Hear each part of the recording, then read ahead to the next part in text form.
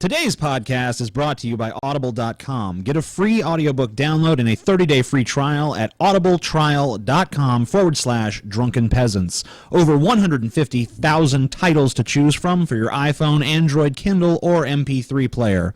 One of my personal favorites is Stephen King's It, which they're making into a movie. Again.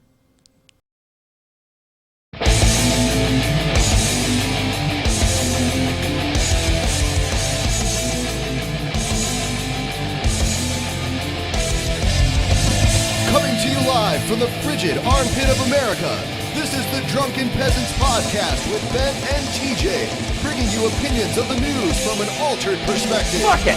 Say, man, you got a joint? No. I don't have facts to back this up.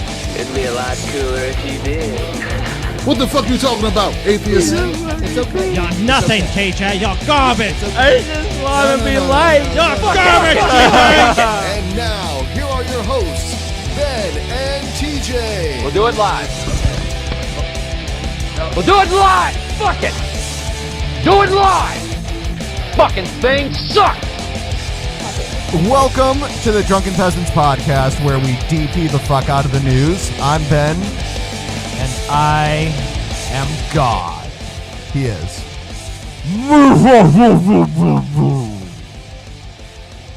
Behold my power. I'm beholding it. I'm waiting. I don't know. Nothing? It already happened. Remember how there was no universe a second ago? Oh, wait, that's right. I Fucking created all of thing history along that.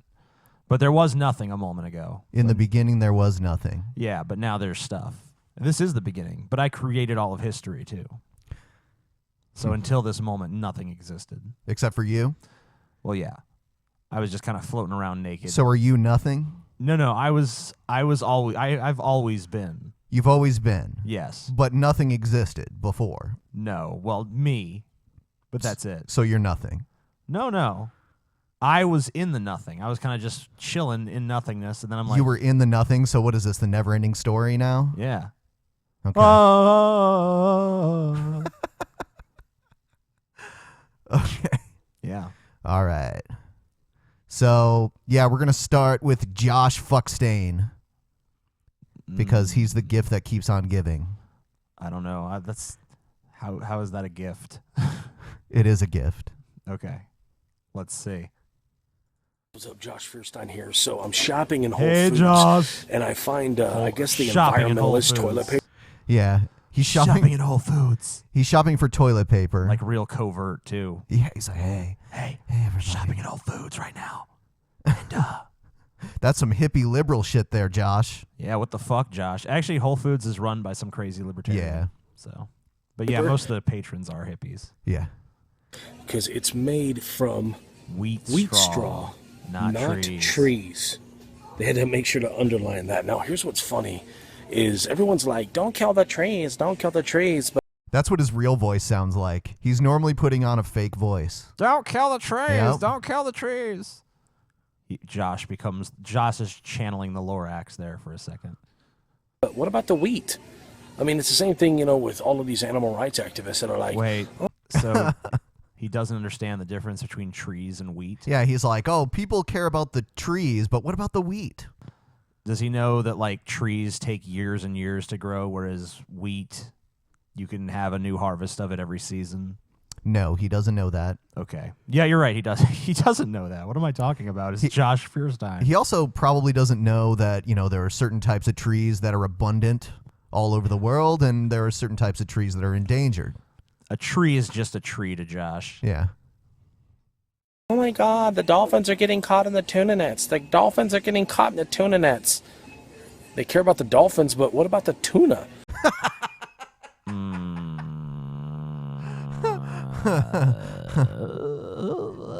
They're both fishes, right? No. The dolphins is and the tunas, they're both fishes. So Dolphins are mammals. I know. Yeah. Well, he Yeah. doesn't know. No, but yeah. I mean, I don't know. I mean, if the tuna were like rare and threatened, then I think people should stop eating tuna. But Actually, like a lot of shit gets caught in those tuna nets, Yeah. though. So maybe people should just stop eating tuna.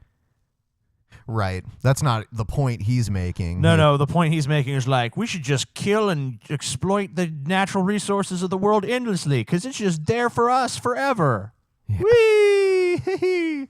Fuck responsibility for the planet. God's gonna come rapture us any day now anyway. Nobody cares about the tuna. I mean, when was the last time you saw a mosquito rights activist? I don't know. I just think it's overboard. Share if you agree. Comment below. I want to hear what you have to say. Is that all? Love y'all. Yeah. Yeah, that's all. That's everything? Yeah, that's everything. Usually his videos are a lot longer. Yeah. A mosquito rights activist. Yeah, what the fuck is he I don't know. I've never seen a mosquito rights activist. I guess he's just saying like either you have to be of the mindset like fuck everything, just exploit, chop down as many trees as you want, kill any animal you want anytime for any reason. And if anyone has any sort of like nuanced levels of opinion, like maybe we should, maybe we should use this resource instead of that resource since this one's more renewable or this one's more plentiful and we can, establish a better balance that way. But those arguments, I guess, are just whoosh, whoosh, right over Josh's big melon fucking head. Right. The trying to draw some sort of equivalence between trees and weed is very strange to me. We get oxygen from trees, not from wheat. Well, I mean, wheat does contribute. Well, some. maybe, yeah. All plants do, Right. but yeah, I mean, trees tend to be a little more vital. And Right. yeah. I don't use toilet paper, though. I use those fucking little moist flushable wipes, which apparently is ecologically unsound, too. So I'm part of the problem. You need to be more clean, Yeah. Well, my butthole is sensitive. That one day It needs tender love and care. One day we went off the air when you were telling your shower story. I don't think anyone actually heard it. Oh, right. When I accidentally shit in the shower. Yeah. Yeah, I was in the shower and I felt a fart coming on. And I farted, but it was more than a fart. It wasn't just like a little Hershey squirt. It was like an entire turd, just in one motion, just boom, like a cannon, just shot out. And then I didn't want to touch it or look at it, so I just left the shower on and pointed it towards it, hoping it would like disintegrate over time. Did it happen? No. And did you clean it eventually? I had to, yes. But it was an unpleasant task. Yeah. I didn't have fun doing that. Any kind of shit is unpleasant, even your own. Yeah. Unless you're one of those people that just like, I'm going to rub shit all over myself and, Yeah, I guess it is pleasant to them. But, for the vast majority of people, no. I remember a few years ago you made that video, the Teens Against Porn video. Yeah. Looks like there's a new teens. It's not the same organization, I don't believe, but it's another Teens Against Porn video, and we'll watch that next year. Oh, yay. Yay. Yeah. Oh, my God. Wee. Hello. Hello. Yeah. Okay. I'm going. I'm ready.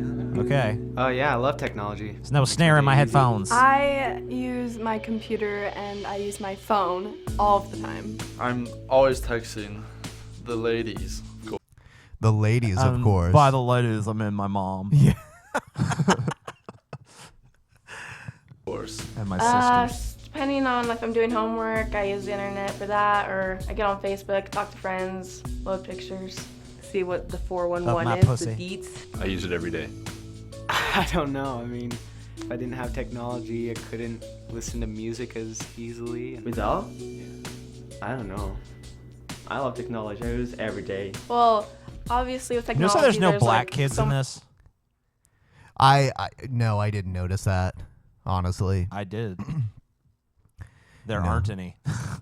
It's like a bunch of white kids and then one quasi-Hispanic looking kid. I like how they just say technology. Yes, I use technology every day. Yeah, who the fuck doesn't? Right. I mean, this isn't fucking Ethiopia. Even if you don't have a smartphone or a computer, if you have any electrical appliance and you plug it into the wall, that's technology. Did you ride in a car today or on a bus? That's technology. They're making it seem like No, technology is just phones and shit. and the internet. Yeah. Phones and the internet. That's all technology is, damn it. Many things that could like come up and like just because it's so open and so many people are She's on a it and there's so much calm. access. And I remember being little and like having things pop up and I have no idea what they are. Just I remember being little and like having things pop up and oh my god. Yeah. Where is she? I mean, like usually if you see a porn pop up, you're on a porn site. I've Right. never just been like, I'm on Facebook and then all of a sudden, boom, porn pop up. Right. There would have to be some sort of malware. So Right. maybe your dad or your brother got some sort of malware on your computer, and that's why porn was just popping up. Yeah. Her dad was on blacksonblondes.com or something. scared that they popped up. I was just like, Scared. what the crap? What the Pornography crap? is kind of that taboo word that someone says porn and you're like, oh, let's not talk about it. Let's change the subject, you know? No, it's not. It's not really a taboo word. Yeah, I mean, like most people, it's like porn. It's like, yeah. I don't know. Even I've never been like, yeah, no. that's- even on the other side of the fence, they would say, "Oh, porn? No, I don't watch it. I don't like it." Yeah, you know, it's like, oh, I'm not into that. It's like, oh, okay. Isn't like, oh, I'm so uncomfortable now. So you wouldn't say that the girl on the screen right now is black? Yeah, I guess she's kind of black. Yeah. But she's like white black. She's like an Obama. I feel dirty saying that word. Is that bad? I think I just remember a pop-up came up and I was just like, oh my gosh. It kind of looks like a douchier version of Scotty. This guy? A little bit. Definitely younger than Scotty. I Yeah, would say. well, yeah. I mean, they're all teenagers or something. I guess it's the glasses and the blonde hair. Right, and the more like elongated face. This guy looks like he has curly hair, though. Yeah. Yeah. This guy's talking about porn pop-ups, too. Where the fuck do all these porn pop-ups come from? I don't know. Maybe they were surfing the internet back in like the mid-90s when that was more common. Like, I don't even really see pop-ups too much anymore. And, you know, like, what about fucking ad block and shit, you know? Most browsers have pop-up blockers in them Right. anyway. You know, like, you don't really see pop-ups too much these days. But this is probably being written by some old person, and then they're coaching them to say these lines and shit. Yeah, you say this. Out and you're just like freaking out. And then, boom. Freaking there's out. a pornographic picture and you're just, you know, it's not what you wanted, but it's there. I was like 8. It just popped up and you're like, oh shoot. Like it's just something that you just cringe at. You're just kind of like, oh, why? A lot of the television shows I watch, they start off with like a lot of like things hinting towards it, and then you start watching that more and more, and Hinting towards what? I guess she's trying to say that there's TV shows that hint towards porn. I don't Does she know what mean they like mean. when there's like a sex scene on a TV show or something? I don't know, because I don't that- watch a lot of TV, but I don't remember any shows, you know, talking about porn specifically. I mean, I'm sure there are, but I mean, I don't know. I mean, like, it's just so vague. I don't really think that this is even aimed at teenagers. I think this is more aimed at parents that are supposed to watch this and be like, oh my God, our children are being corrupted by pornography. You kind of sounded like Charlton Heston when you said that. Let my people go. Sweet. you get used to it thinking it's okay. You're just kind of getting immune to it. She's got feathers in her hair. That's cultural appropriation. Because once you get into it, once you look at it, you get a little curious. It starts progressing after that, and it's not good. You start tugging on your dick, man. So yeah, now This kid has got a weird face. Can I just put that out there? Like, he looks like he's the next shooter. You know what I'm saying? right there he does possibly. Yeah, I mean, he's got those like. It looks like a mugshot at this point. He's got those eyes. You know how like every crazy person ever has like the big bulgy like stare into the depths of your soul with an expressionless, you know, fucking gaze. He's got the you know, Jared Loeffner fucking shit going on, you know? Yeah, a little bit. Like he's gonna go shoot up a school or a movie theater. Probably he'd go shoot up like a sex shop or something. He'd walk in on like a porno set where they're filming. This perversion must stop.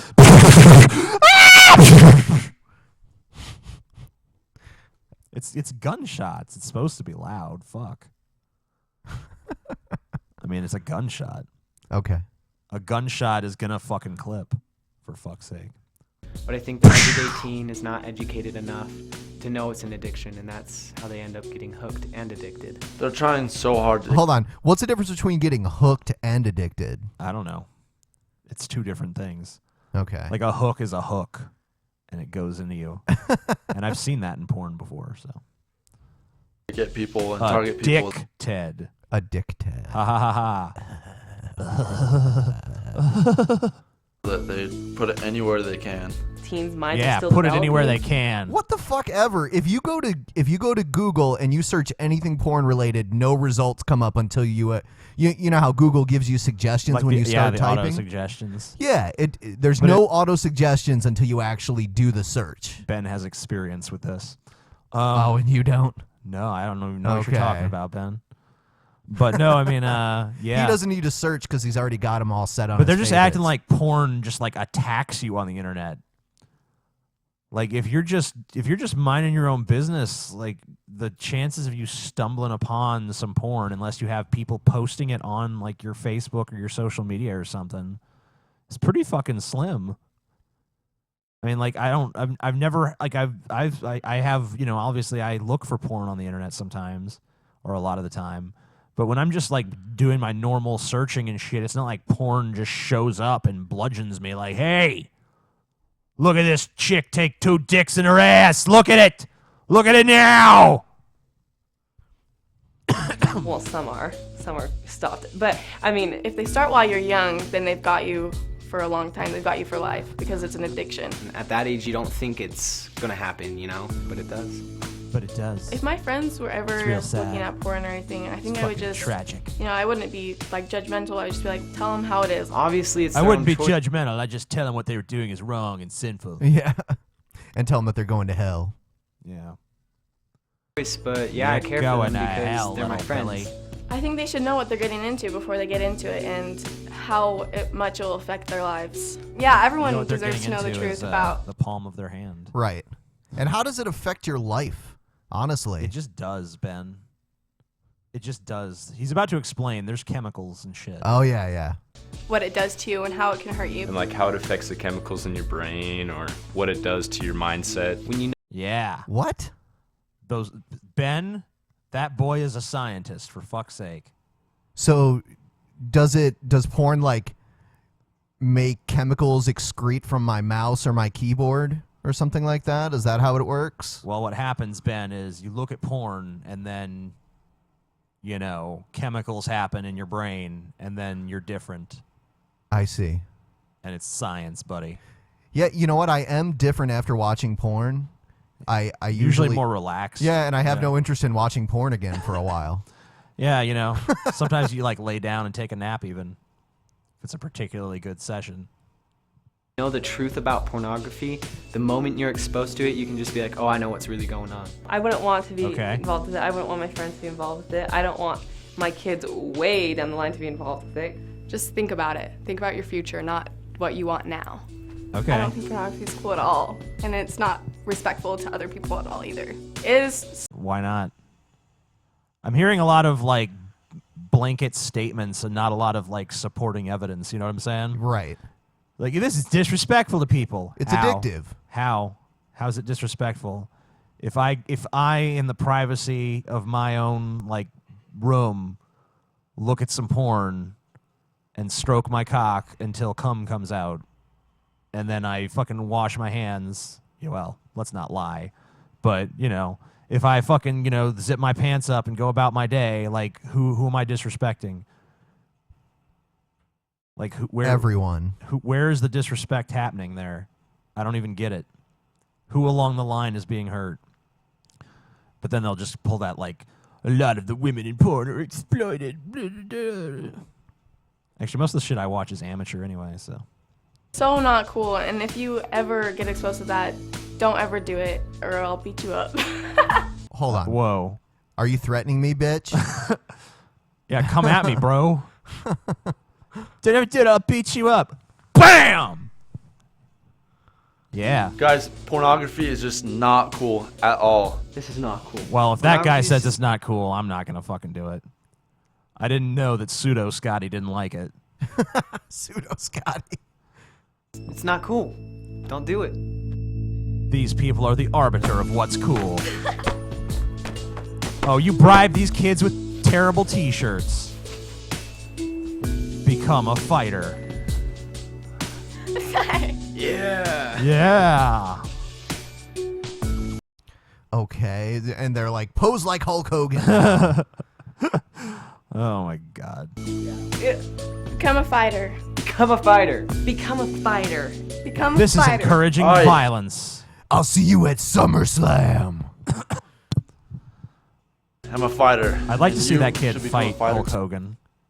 Well, he might stand a chance these days. Well, I meant like at his prime. Oh, okay.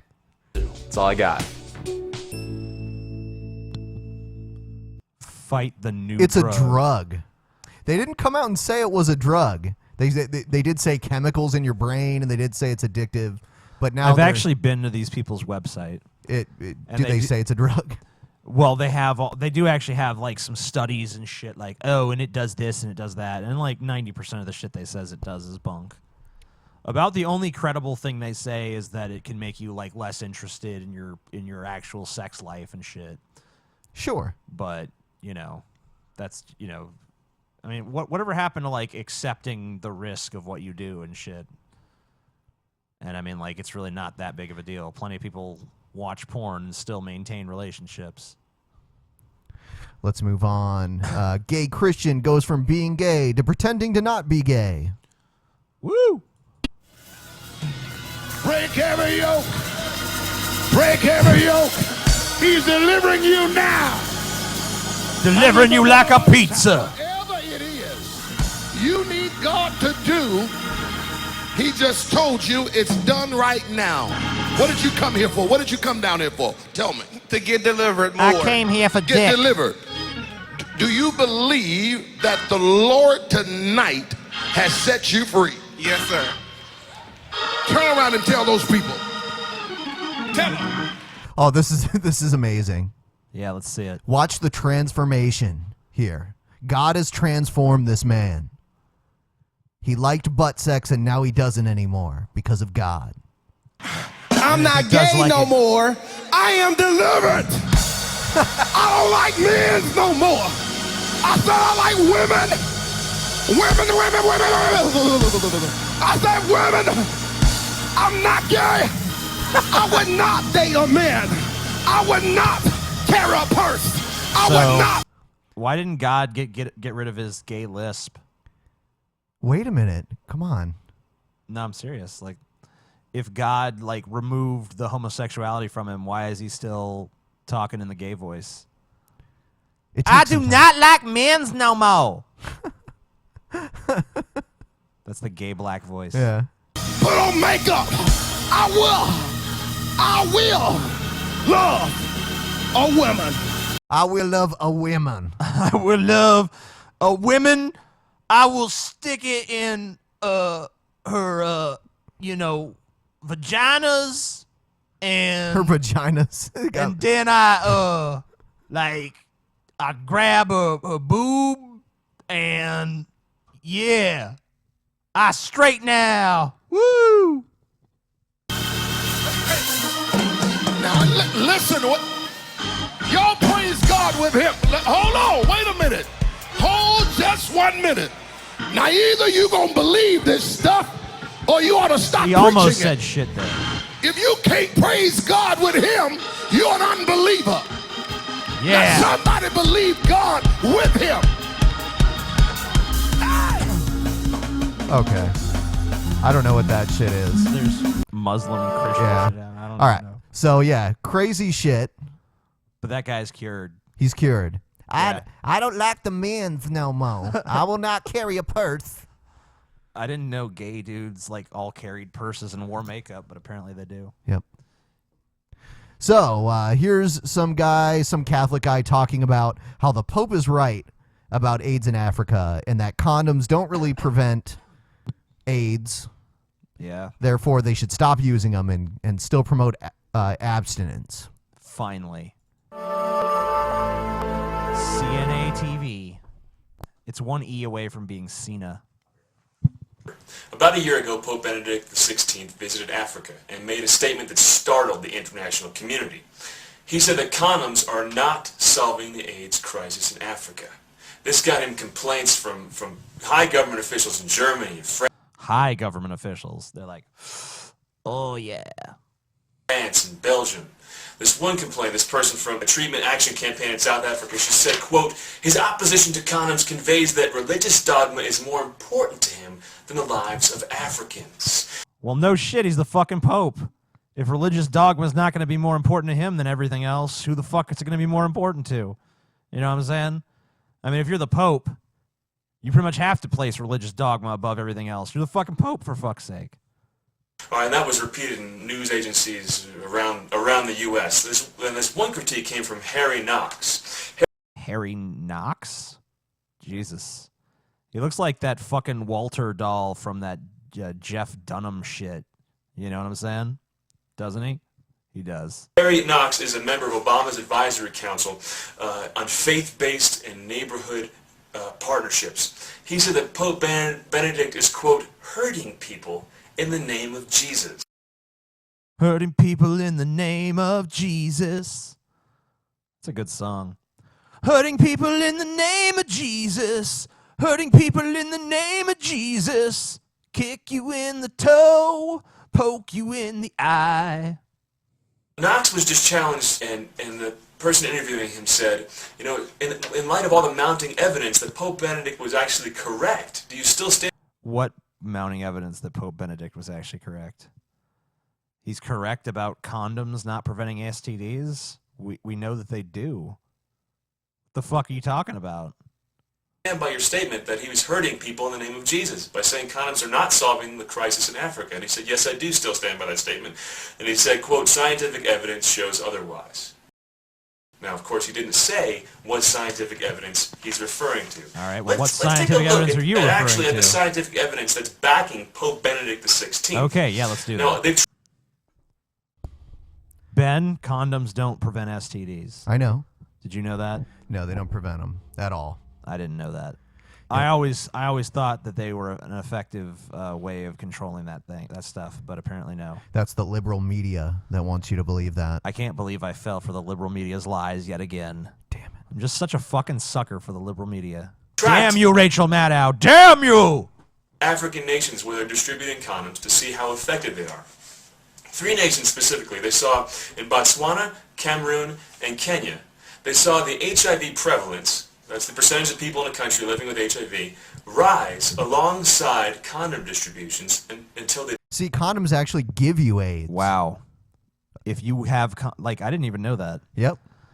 If there's a direct link between using condoms and getting AIDS. Because what happens is you think the AIDS can't get through the condom, but actually the AIDS is the fucking condom is trapping the AIDS in with your dick. Yeah. It's like a hell in the cell, you know, between your dick and AIDS, and the condom is the cell. Yeah, that lubricant, it's actual, like, AIDS liquid form. Yeah. They both leveled out. Wow. In Botswana today, where condoms are available virtually everywhere, 1 in 6 people is HIV positive or living with AIDS. 1 in 6 people. Wow. Compare this, however, with you. The problem is just because condoms are available, that doesn't mean people are actually using them. Right. Yeah, and if they subscribe to Catholicism, then their religious beliefs would prevent them from using a condom, and that's the point. But, but he's saying that condoms are bad anyway, because, if you actually, condoms make AIDS worse. And if you have AIDS and you wear a condom, you can get double AIDS. Yeah, you get double AIDS. And then if you do it again, you get double AIDS. Not just triple AIDS, you get double AIDS. So that's 4 times the AIDS. And then 8 times the AIDS, and 16 times the AIDS, and 32 times the AIDS, and so on and so forth. So it gets exponentially worse each time you wear a condom. Uganda, which is primarily a Catholic country, where condoms didn't come in the scene until 1995. They weren't even on the scene at all. And even now, they're barely promoted at all. They're strongly promoting abstinence. They saw AIDS drop in Uganda. So we're seeing that the Pope's approach is actually effective. Uganda, be kidding me. Now, he said they didn't have condoms until 1995. Did the AIDS drop after 1995 by any chance? Because he's saying AIDS dropped. So at some point it must have been higher than it is now. I don't even, and plus, when you get statistics from someone like this, Yeah. it's like, you never know what's truth and what's half truth and then what's just an outright fucking lie. It's proven. It's not just someone's opinion. It's a fact. According to the BBC News, quote, Uganda has performed well in bringing down the HIV prevalence to around 6%. In many parts of the country, But wait, it was you said that condoms weren't around until 95. Yep. So around what time did their HIV start to go down? I would bet it's probably around 95. I mean, I don't know. But I mean, like, the thing is that, like, having condoms alone is not really the solution. It's actually educating people about how to use them. And when the Catholic Church is standing in the way of that education and saying, no condoms, that's pretty detrimental to solving the crisis. Right. But apparently no, because actually condoms cause AIDS. Yep. at least 3 times as high during the early 90s. It's right in the name even. Sometimes if you go look for condoms in the store, they're listed under marital AIDS. So, they're fucking rubbing it in your face, people. They're giving you AIDS. Follow Botswana? Despite the fact that 1 in 6 people have AIDS in Botswana, and that we saw prevalence rise with condom distribution, of course he overlooks Uganda. All right, the failure of condoms to protect people from AIDS is painted all over a global canvas, not just in Africa, but also in Asia. We can see an example. In 1984, in the Philippines and Thailand, AIDS broke out at the same time. The Philippines, a very Catholic country, their approach to the AIDS crisis was abstinence, strong promotion of abstinence. Thailand, their approach was condoms. Over 20 years later, we compare the people with AIDS in Philippines with the people with AIDS in Thailand. It's over 50 times higher in Thailand. Wow. According to the British... And there are no other factors, I'm sure. Right. I mean, like, the problem with this is you can sit there and compare, like, this country did this and that country did that, but there's always way more variables than that. And then there's just the fact that condoms, if used properly, do prevent STDs. We know this to be true. So everything else you're saying doesn't even fucking matter. Right. And of course, abstinence is better prevention, but abstinence is unrealistic. And people don't actually abstain. Right. We've seen this time and time again. People say, oh, I'm going to abstain. And then the second, someone waves a pussy in their face, they're like, never mind. Yeah. I was wrong. I'm not going to abstain. Right. I mean, this guy's obviously Catholic. You can't even fucking keep priests abstinent, and that's part of their job. Yeah. Gotta fuck those little boy butts. Yeah. Medical journal, which is not a Catholic publication, mind you. It said, quote, the greater the percentage of Catholics in any country, the lower the level of HIV. If the Catholic Church is promoting a message about HIV in those countries... Maybe that's not the condoms, though. Maybe that's just God protecting his good, pious Catholic, followers. Exactly. That's what I thought. Because I bet God is like, oh, well, he can't get AIDS. He's Catholic. That is the cure to AIDS, being Catholic, actually. Yeah. That's why there's no AIDS in Vatican City. If you're Catholic, you're so boring, AIDS doesn't even want to infect you.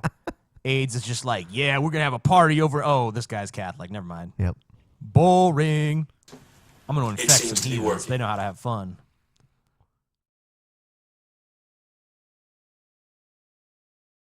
That's not true. Listen, if I had a skydiving company that That's just parachutes outright false.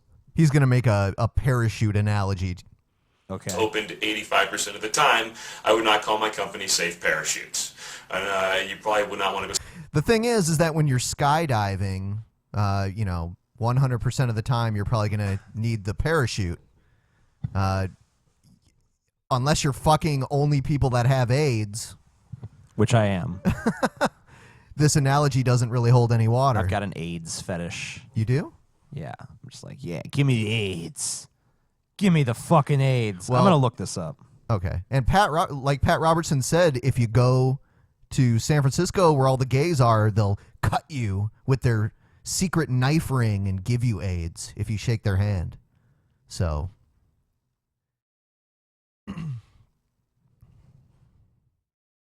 What do you think about that? You should go to San Francisco. AIDS ring. You can get the AIDS. Get you the AIDS. Fuck it! Fucking thing sucks! I don't know what that means, to play us out. What does that mean? So I'm going to play a little more while you're looking that up. Skydiving with me either, would you? Okay. The calculus of condoms is very simple, my friends. You decrease the risk a little, you increase the risk takers a whole lot, pretty soon you get what they have in Botswana, where 1 in 6 people has AIDS. It's not working. The Pope is right. The facts are behind him. And the fact... So this video is slightly dated because it's the last Pope, the one that resigned in disgrace. Just want to point that out. He's a good guy. Yeah. Pope Palpatine. That people like Harry Knox and all these other people are critiquing the Pope and still continuing to throw condoms at the AIDS epidemic globally, and it's not working.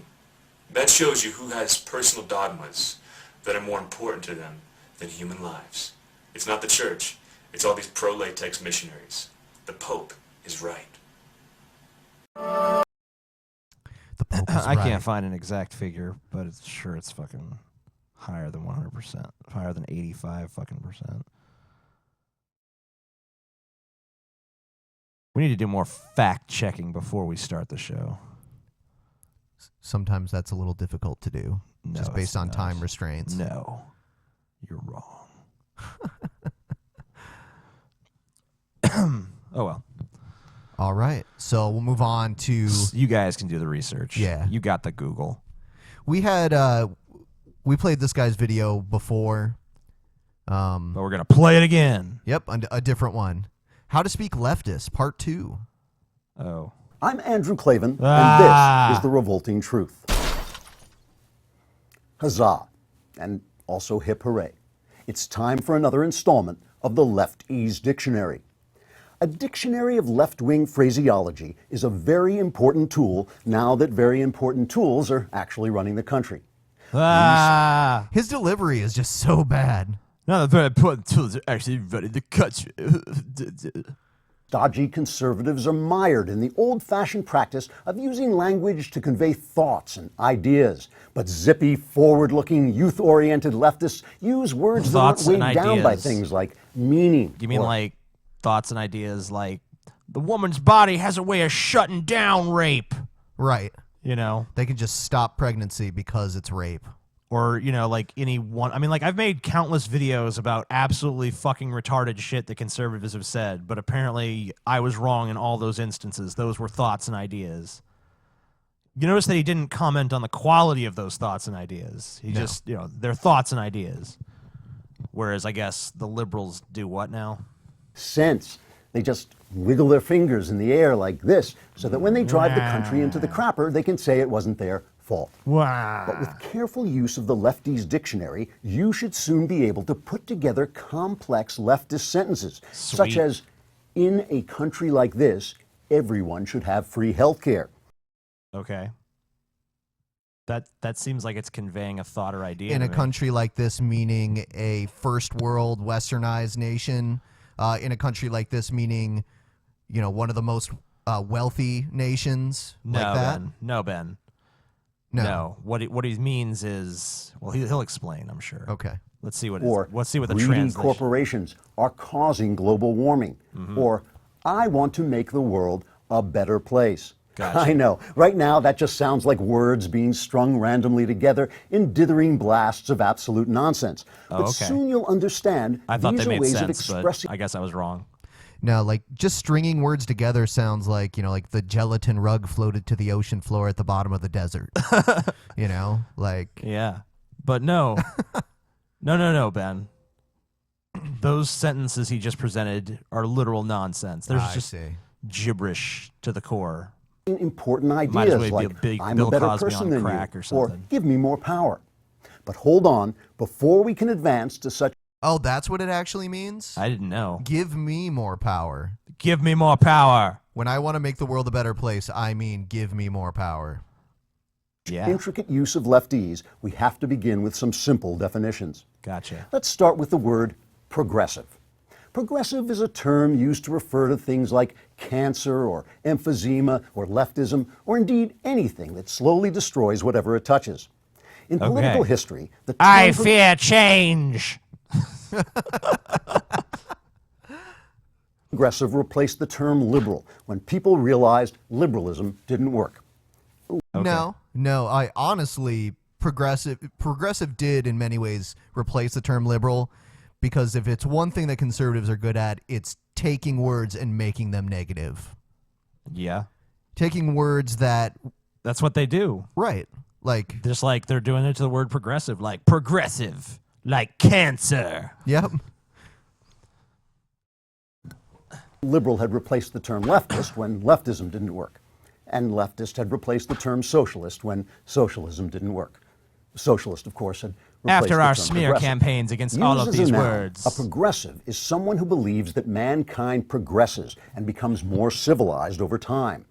Examples of progress can be found throughout history. For instance, the Roman Empire was militaristic and imperialistic, but humanity finally progressed beyond it into 1,000 years of darkness and savagery. Or there was the Victorian era of sexual repression and racial chauvinism until we finally progressed into the glorious mass slaughter of world wars, Holocaust, and communism. But when you say you're progressive, you're not saying that progress is inevitable. I mean, it's not like saying like everything tends towards getting better. You actually have to like work for it, you know, and it's... Yeah, he makes it sound like it's just some natural occurrence. He makes it sound like it's not a hypothesis about the nature of the world. It's basically a statement of, you know, here's where we think things should be, so let's try to move in that direction. Whereas conservatives are more like, I think things was better before, back when them niggers and fucking spicks and fucking women couldn't vote and none of that bullshit. When it was just us good old white men in power, and men were men, and women was women, and God damn it! And then we got the iPhone, so you just have to be patient. The idea of progress is built into another left-wing phrase, the 21st century. In lefties, That is a left-wing the 21st phrase. century. It is. The 21st century is Counting a left-wing centuries. phrase. Yeah. What? We don't... Numbers. We don't need that. Leftists. Now is now. We don't need no labels. What month is it? March? Fuck you. March to hell, bitch. Means a magical place of peace and enlightenment. The phrase is found in such lefty sentences as, Putin can't just conquer Crimea. This is the 21st century. Or, no religion wants to behead non-believers. I would say Putin did conquer Crimea in the 21st century. Right. I don't understand what? I don't even know what's happening now. So basically he's like making up these fictional people who are like, you can't do that, it's the 21st century. Like sometimes I'll be like, you know, I think what he's talking about is when we're like indignant that something is still happening in the 21st century. Like, I can't believe this guy holds these fucking retarded, you know, regressive views in the 21st century, but at the same time I know that he does, and I know when it is. So yeah, the 21st century is not all that great. We're just saying that, you know, by this time humanity should have progressed beyond this stuff, but we admit that it hasn't, so fuck you. Slave women anymore. This is the 21st century. When this wonderful 21st century will actually occur is anyone's guess. Probably not for hundreds of years. 14 years ago? Yeah. That's actually when it began, I think. Almost 15? Yeah. Yeah, that sounds right. It's just math. Math sucks. In the meantime, the phrase can be usefully employed instead of taking meaningful action. But if progress doesn't come, and the 21st century turns out not to be the 21st century, a leftist can always respond by being smart. For instance, as Secretary of State, Hillary Clinton used smart power to transform Libya from an oppressive dictatorship to a blood-soaked hellhole. President Obama used... So Hillary Clinton did that? Yeah, that was Hillary. So she went there and organized the rebellion. That's what she there? did. Yeah. Huh. And I like how if any sort of I mean, Hillary Clinton is not even a liberal in my book, but Right. You know, if one of these people that assholes like this think are liberal goes and intervenes in other countries, and you know the results are less than stellar, it's like fucking stupid liberals. But when like George Bush was in Iraq, they're like, yeah, America gonna set things right in Iraq. Use smart diplomacy to change Iraq from a shaky democracy to a blood-soaked hellhole. In leftese, the word smart means ineffectual or unrealistic or stupid or progressive. This is Andrew Klavan with the... Okay. So that was retarded. Yes. What does retarded mean in leftese? I don't know. Andrew Klavan. Oh. There we go. Yeah. Okay. Here's another... This dude, by the way, just like looking at him, he just looks like, you know, earlier when we were talking about people who smear shit on themselves? Right. That's what he looks like. He's into the whole scat thing. Like, he looks like after this is done, he's going to drive home and he's going to pour himself a bottle of fucking scotch or a little glass of scotch, probably on the rocks. And he's going to take a big shit in a bucket and then he's going to fucking reach into it and just rub it on his chest. Probably gonna fucking moan Ronald Reagan's name for an hour. Well, it is the 21st century. Yeah, that's what enlightened conservatives in the 21st century do. They rub shit on their chest and say, Reagan! Oh, Reagan, I wish you were here, Reagan! Oh. It's a beautiful sight to behold. Here's another Catholic guy on YouTube. We've played him before. He's saying, wake up, atheists. We're being warned by God that another 9/11 is about to happen. The good thing about a prediction like that is that now if any disaster happens, it can be like, see? And, you know, something bad's always going to happen at some point. Welcome to Revelation Unraveled. I'm your host, William Tapley, also known as the third eagle of the Apocalypse and the co-prophet of these end times. Who the fuck is the other co-prophet? I'm not sure. I mean, if he's a co-prophet, then there should be another person. Right. And he should be respectful enough to tell us who that is. Who the fuck is it? What are you hiding? He's hogging all the credit. Yeah. And this video was made shortly before the most recent anniversary of 9/11 attacks. Well, tomorrow is the 13th anniversary of those horrific terror attacks on the Twin Towers in New York City. And I want Americans to be especially alert tomorrow, because God has given us another 9/11 warning. And I especially want to thank one of my subscribers, 50 It's Time, for sending me... This was already supposed to have happened then. Apparently so. Well, then why didn't he take this down after it didn't? Apparently, maybe it could happen next year. I don't know. So he's just going to save it for then. What smart... You'd have to be the dumbest terrorist ever to try and pull off an attack on 9/11 now. Yeah, at least wait till 9/12 when everyone's like, woo, we made it through 9/11. Boom! Yep. 5 emails last night to alert me to this amazing prophecy. And I'll get to that in Apparently just not a too minute. amazing because it didn't happen. First, we need to understand that this terror attack on 9/11 was not the main event. This was a prophecy from Almighty God about the main event. The main event is the burning with fire of Babylon in 1 hour, as prophesied by John in the book of Revelation. Babylon doesn't exist anymore. Well, I'm sure that, you know, he's got some other idea about what Babylon is, though. Yeah, I think he's saying that the United States is modern Babylon. But I think that John was talking about the actual Babylon, which did exist at that time. And it's gone Rabbi now. Jonathan Kahn And it didn't calls burn in this an the hour. harbinger, and he is right. Please notice, by the way, that a rabbi is giving this warning. And if you go on YouTube, you'll find that God is using Catholics, Protestants, and Jews to But not warn Muslims. America. He is warning us through music videos, through television commercials, even sporting events. God is trying to reach everyone. And even you atheists, what is it going to take to wake you up Ooh. I don't know.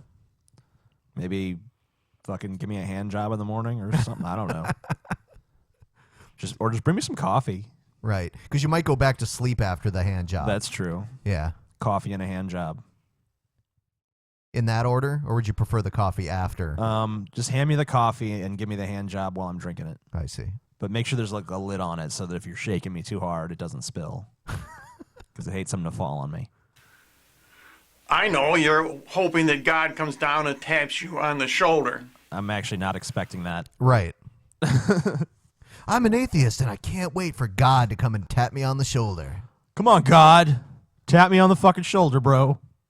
Why do you think that you deserve some more of a warning from God than the rest of us? I don't believe in God. What does that even make sense? This apparently atheist to him is just someone who is very needy towards God. Yeah. Attack affected everyone.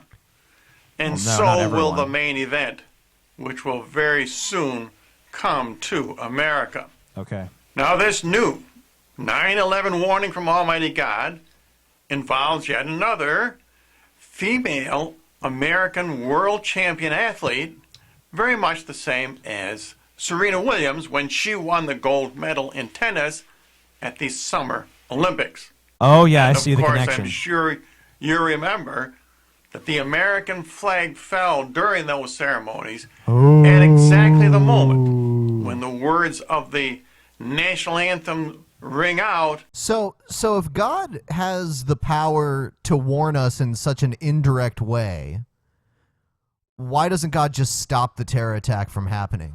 And not only that, like, couldn't he pick a better warning than like Right. a chintzy flag falling off of a fucking thing on a windy day? You know what I'm saying? Right. Like, couldn't we just easily attribute that to coincidence? Like, are we saying like that couldn't possibly have happened just by coincidence? Therefore, it must have been, God doing that. Like, God's like, you know what? I'm gonna give them a warning about what's gonna happen. What would be the most effective way of letting people know? I know. During the national anthem, I'll make the flag fall off the little pole at the Olympics. That'll fucking put everyone on high alert. Our flag was still there. This was an obvious warning to the United States. Now, this new, amazing 9/11 warning from Almighty God It must be amazing. It is amazing. occurred during a 1,500-meter race in Why does it always occur during women's sporting events? Because that's what he likes. I see. There's Sure. this is a strange omen. It looks like the white girls are winning. That's pretty odd. Switzerland, which featured the American world champion, Jennifer Simpson, and the girl who came in second, Shannon Rowbury, was also American. And the amazing thing is, it was a virtual dead heat. A photo finish was required to determine the winner. Okay. And it turned out that Jenny Simpson won by 1/100th of a second. That's not uncommon in racing. No, but you have to look at this for its apocalyptic implications, Ben. I see. God is speaking to this man through women's racing. Don't you see, Ben? Don't you see? I guess I'm just blind at this point. Well, These two young fucking women atheist idiot. symbolize the United States of America. They do? They are the same as the falling of the two towers on 9/11. What? That is a They stretch. symbolize the two is-fallens in the book of Revelation. And why do you ask? Because both young women fell at the finish line. Both Shannon and Jennifer. This is not an accident. This is I think it's the very definition of an accident. Yeah, that's what an accident is. Yeah. And if you notice the word Omega is in the background, I'm sure he's going to make something of that. not a coincidence. Also, please notice the words of the advertiser at the finish line. Yeah, I did. Omega. Yeah. Omega means the end. Actually, it's the last Remember, letter of Jesus the- said whatever. in the Bible, I am the Alpha and the Omega, the beginning and the end. Omega is the last letter in the Greek alphabet. That's right. This finish to this race signifies the end of America. And now let's take a brief look at the times for this event. Jennifer Simpson won in 3:59.92 seconds. This guy has too much time on his hands and needs a hobby. He needs to, like, whittle or something. He does look like he could do well as a whittler, sitting on the front porch. Yeah, you know, he can just whittle stuff, just keep him away from the television set. Don't let him watch any more sports or music videos, because, like, he's just, something is going on in his head where he is seeing things that are just not there, and he just needs to be removed from that stimuli. Like, seriously, when you, I mean, like, I kind of appreciate his symbolic mind in a sense, where he can see these things, but they're so outlandish, and his ideas about what is represented by these things and how he thinks they correspond to some, like, grand event that's going on in the cosmos, and God is sending all of these really subtle fucking signals and shit. I don't know. It's just, it's really strange. It's funny how in the Bible, God's symbols are so fucking clear you can't even ignore them. Right. And sometimes God just comes right down and, like, you know, he'll come, like, go to fucking Abraham and be like, I'm going to destroy Sodom and Gomorrah. But, you know, this guy would be like, God sends this guy signals like, I was watching an episode of CSI and someone knocked down a Coke can. And obviously that symbolizes the destruction of New York City. And it's like, oh, God. Remember the time in the last video we watched of his when the lip couch that was being moved symbolized a horseman of the apocalypse? Exactly. And I was just asking the question, like, okay, if that's really what it symbolizes, why couldn't they have just used a horse? Danny DeVito was Satan, or the Antichrist, rather. Well, Danny DeVito is the Antichrist. And somehow One Direction had something to do with it. Well, it was their video. Yeah. Shannon Rowbury was 1/100th of a second behind in second place at 3:59.93. Okay. What's your fucking point? I mean, look down at the bottom. There was someone who was 2/100ths of a second behind the person in front of them. Well, that's also a symbol. Ah. All of this is significant, Ben. There's only one digit difference between them. Okay. The 2 and the 3 at the end. And of course, you, my subscribers, know what 2 over 3 represents. 2/3? Yeah, 2/3. But I guess it means something else. Oh, okay. And now let's take a very quick look at the exciting finish he's not to gonna delve this any race. further into that? Shannon Rowbury almost catches Jennifer Simpson at the finish line. Of course, the significance is their falls symbolize the fall of America. Right. Or they just fell. Right. That's all. Is it not even a possibility that they just fell because they got tripped up? Yeah, I mean, if you're running as fast as you can and then someone comes up behind you and steps on your heels, you're probably going to fall. No, Ben. It symbolizes the falling of America. And you notice what happens next. If you're a racist, you could say, and look, then all the black people catch up. So, you know, read into that what you will. Now, the final kicker. The conclusive proof that this is a prophecy from Almighty God. Here we go. Okay, conclusive proof. Yes. I've been waiting. Conclusive proof. Conclusive as in this, what he's about to say now, is undeniable. Let's hear it. Did you notice the numbers on the young ladies' jerseys? Oh my God. Shannon Rowbury's number is 9. Jennifer Simpson's number is 11. Holy This fucking is not shit. a coincidence.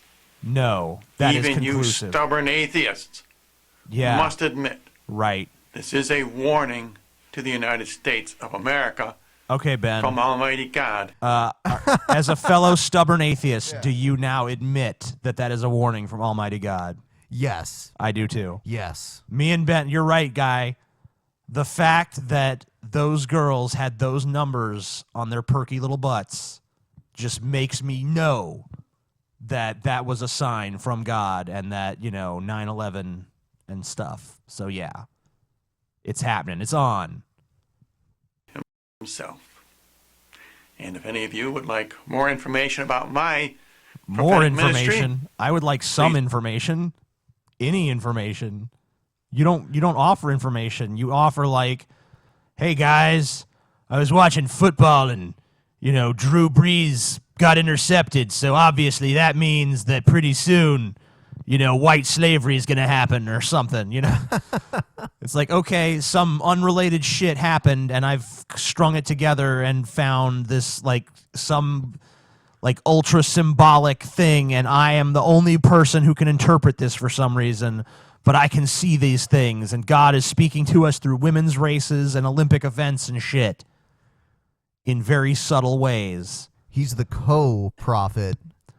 So there's someone else out there apparently that knows just as much, if not more, than him. Wow. I would like to meet whoever that is. Let's see here. There's another video I'm going to play here. Just adding it to the list. Fucking Ben.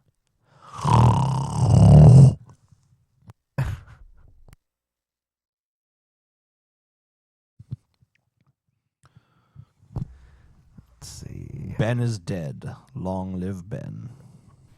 Hello, ladies and gentlemen. My name is Brett Keane. Today we are...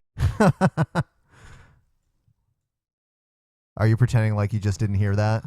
Is it Brett Keane? Yeah. Haven't had Brett Keane on in a while. He's posting videos again. So I thought we'd review this video. Because I know you missed him, right? Oh, yeah. He's so entertaining and his voice is just riveting to listen to. We're going to do a comparison between the story of Adam and Eve and the story that Richard Dawkins, who is considered the Pope of evolution as well I've as often atheism. called him that. I just call him the Pope. Yeah. Shit.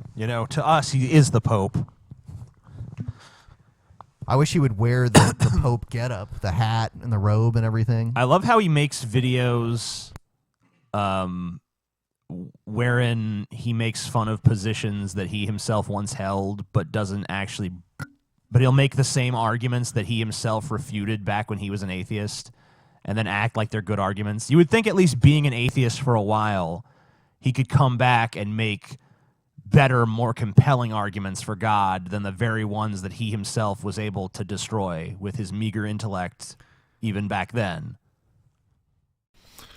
Now, according to Richard Dawkins, his great-great-great-great-great-great-great-grandfather was a fish. He said this in a live interview. However, he did not name the fish, nor did he tell us how many transitions it took for slime to go from its transition over to that of the goldfish. Okay, I gotta call bullshit. Brett Keane knows... I mean, I know for a fact that Brett Keane knows more about evolution than this. He's literally intentionally dumbing himself down. I think he's just playing a game here. He's been playing games for years. Yeah, I mean, that's all he does. I know that he's not this stupid. I think he's just fucking become an IRL troll to the point where he's even just trolling himself. Stop attacking his family. No, his family is garbage. They should all be drug out in the street and shot. I say goldfish because I like goldfish. So if we're going to call talking about the goldfish origins crackers, of humans a fish story, then we might as well go with goldfish or either that, the Disney version of Nemo. I don't care. But the point is that according to the Bible's tale of this particular subject, Adam and Eve were created. Adam was created by an intelligent, powerful mind that had created the universe, that had been the source of all life and existence itself. And this mind came down to this world that it created, and it created man. It had a purpose, a reason, a point behind it. And it also created a woman. Genetically astounding. Right next to Adam. And then somehow after years, it wound up looking like me. Yep. And it has health problems. Genetically astounding. And then years later, you get Brett Keane somehow. Sad. there to be a male, a female, and that at some point in time they would reproduce and start the population of the human race. We all know the story of disobedience. We all know that because of their dieting choices, it caused a lot of problems. It opened up their awareness, their consciousness. They became understanding of knowledge and even understood their own nakedness. Now, according to Richard Dawkins, though, we originally just simply came from elements of the earth. Interestingly enough, the Bible already states that we as man and woman, we have come from the elements of the earth. A more simplistic version, though, dirt, simply, clay, depending on which translation you look at. But we all agree that we came from the elements of the earth. There's no translation of the Bible that says we came from the elements of the earth. Yeah, it just says dirt. Yes. God made us of dirt. In his own image, so God is dirt. Carl Sagan says that we are stardust. We are a product of the universe. And I'm fine with that as well. But what I have an issue with on this comparison that we're doing is that Richard Dawkins and no scientist out there having to do with evolution has described for us why it is that we even have reproductive organs in the first place. So we can get it on. Right. Yeah. We know that biblically, and in many different religions out there, it is explained that an intelligent, advanced, powerful mind created man and woman for that purpose of reproduction. This sucks. Okay. Brett Keane is so fucking boring. Our audience, if we keep playing this, our audience is just going to leave. All right. So I guess before we move on to the next video, we want to take a moment to let everyone know that you can support the show by going to patreon.com/DP. We're going to start doing a monthly show that's exclusive to donors that donate $5 per month or above. Penetration. That's going to start up at sometime next month. That URL once again is patreon.com/DP. DP. I think we're going to take a small break so that I can go outside and freeze my balls off while I try to smoke a cigarette. Yeah, we actually got fucking snow last night. Snow sucks. Yeah, it's funny because when we started the show, we had from the frigid armpit of America, and then when it got warmer, we're like, I guess we should change that, but we never did. And I was now like, it's frigid again. Yeah, I was like, fuck it, it's just gonna get cold again soon anyway. And it is. Yep. Got to move this show to fucking Hawaii or something. That'd be nice. All right, we'll be right back.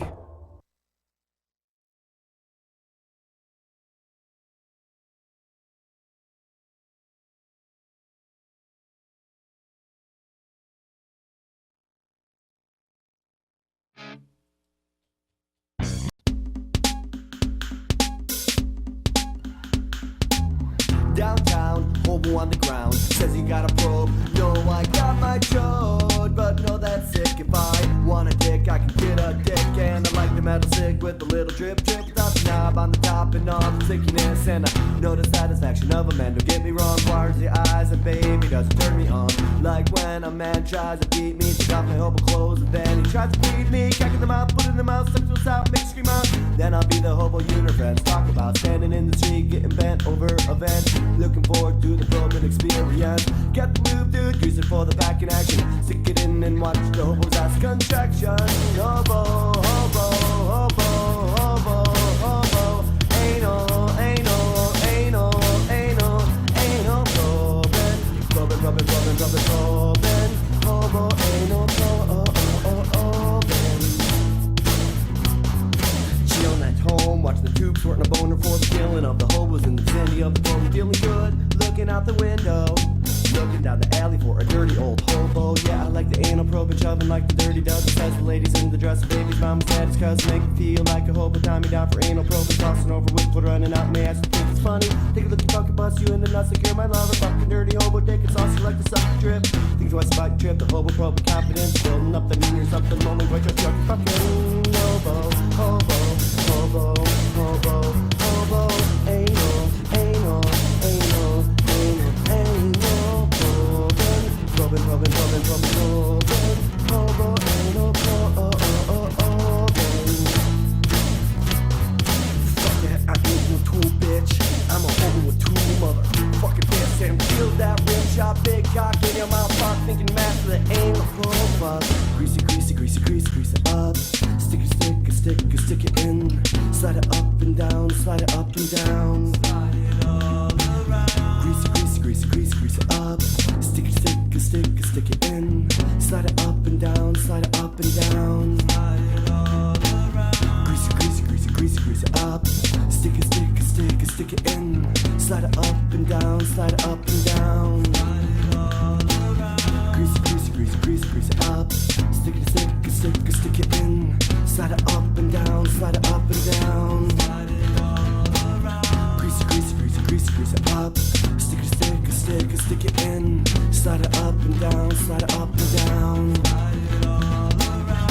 Hobo, hobo, hobo, hobo, hobo. Anal, anal, anal, anal, anal. Robin, Robin, Robin, Robin, Robin, Robin. Hobo, anal, Robin.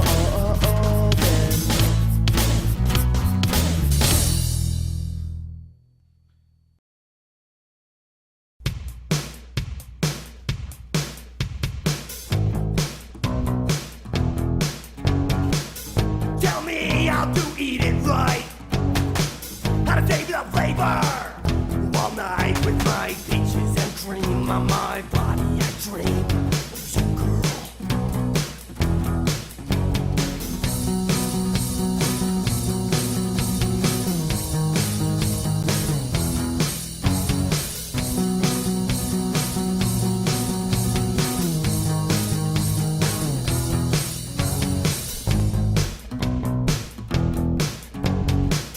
Tell me how to treat it right. I lick your pussy all night, and I am policing dreams with my face in your cream, with details to come. And I believe, and I believe, with your pussy, in your pussy. And I believe, and I believe, your pussy clean. I really clean. Tell me that you'll be my girl. Tell me that you'll be my world. Tell me that you'll be that slut in my dreams that I want you to be. Tell me that you suck my dick. Tell me that you lick, lick, lick. Tell me that you'll rock my cock like a whore and never stop. Never stop. Never stop.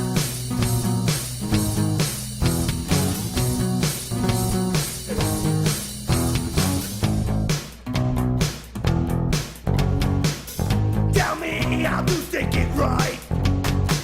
How to poke you in the pokey and feel tight. With my dick clean from your mouth servicing. Let's go, girl. And I believe, when your pussy, and I will scream, when your pussy. Tell me that you'll be my girl. Tell me that you'll be my world. Tell me that you'll be that slut in my dreams that I want you to be. Tell me that you'll suck my dick. Tell me that you'll lick, lick, lick. Tell me that you'll rock my cock like a whore and never stop. Never stop. Never stop.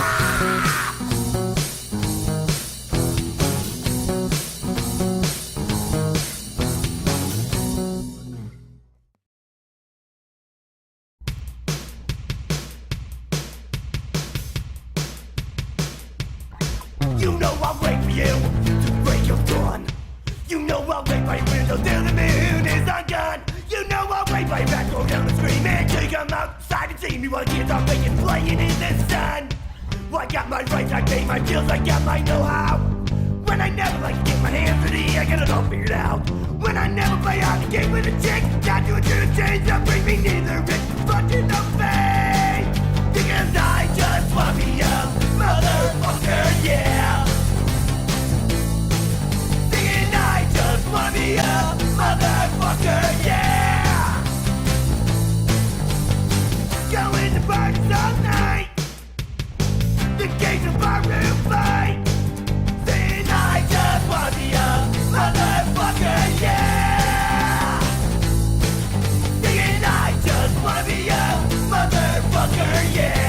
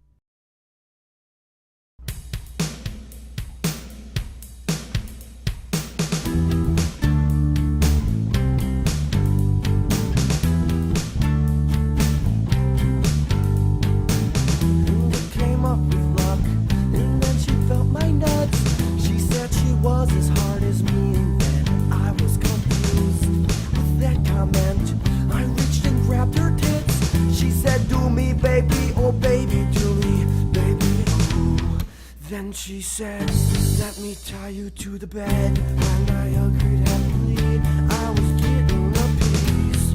And when she was done, she pulled out her penis. When I started to scream, but she seen on me.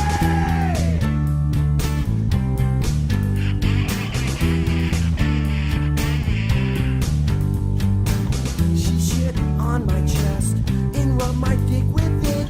She said, bitch, you better watch his eyes, suck your cock clean. And with utter disgust, I was hard as fuck as she gobbled my novel with the shit still clinging to her chin. As she started to begin, eat my shit off my dick. And she started to moan like she was getting boned. She was a man, just a shitty man.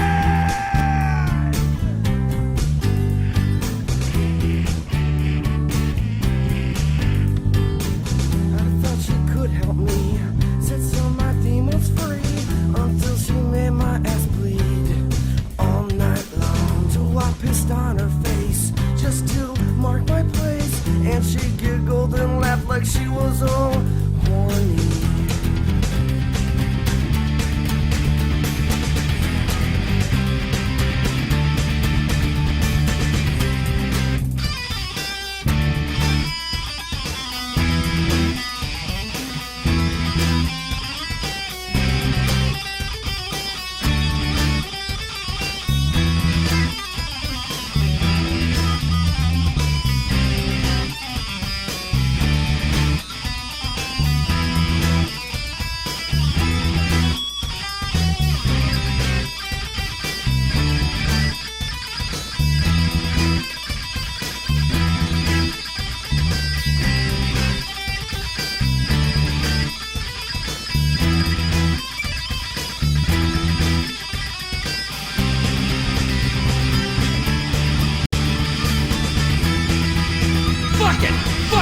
Fuck it!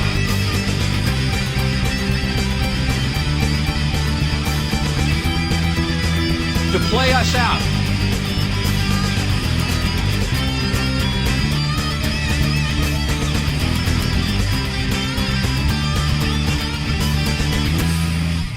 Dome. Fuck it. Fuck it. All right, we're back. No, we're not. You're a liar. All right, no, we're not. Why always tricking people, Ben? I don't know. You're bad. Okay. You're bad, Ben. Well, you're right about that. You're a piece of fucking shit. You're right about that, too. You're a piece of fucking goddamn no good shit. Is there any You look like you're good about to shit? rob a convenience store. No. I look like I'm about to do a hurricanrana. No, you look like you're a wrestling fan about to rob a convenience store. Okay. You've already said too much. All right, so apparently in the Netherlands, they celebrate the Feast of St. Nicholas. Obviously, St. Nicholas was the real person that Santa Claus was based on. And did you hear? No, hold on. I have an aside here. Okay, go ahead. Glenn Beck is making a movie about Santa Claus, where Santa Claus is like a warrior that protected Jesus. Yeah. They didn't live anywhere close to the same time. Now they did, thanks to Glenn Beck. Yeah, so apparently in the Dutch tradition, Santa Claus, or Saint Nick actually, not Santa Claus, Saint Nicholas is accompanied by some black-faced individual. Okay. And a lot of people in the Netherlands are pissed off about that, and there was protests and rioting in Amsterdam because of this. That seems like a good reason to riot. Yeah, so here's a story that covers that. Moving on, Christmas is approaching, of course, a time of unity and festivity, and the Dutch city of Gouda has already welcomed Santa Claus, but alongside the excited children were protesters scuffling with police. About damn time. And these people were angry about Black Pete, who is Santa's traditional sidekick there. 60 people were arrested for demonstrating Black away Pete. from locations that were set aside for protest, 30 more for disturbing public order. RT's Irina Golushka looks at why there's so much upset. Winter holidays are supposed to... Okay, so there he is, Black Pete. I'm offended. I am so fucking offended right now. To be about gifts, fun, and treats aplenty. In the Netherlands, traditionally, the main provider of entertainment is Black Pete. He's a merry, colorful, joyous man who has been around for centuries, signifying the beginning of the holiday season in the Netherlands. But now he's Zwarte Piet, or offensive to Black people. Pete has been a tradition for a very long time, but now he's become the center of such controversy that his character may just be consigned to Christmas's past. So he's a joyful character. So, I mean, I could understand if his character represented something Even if it deplorable. did, why? Even if it did, fuck them. What, there's no bad black people? Eat a dick.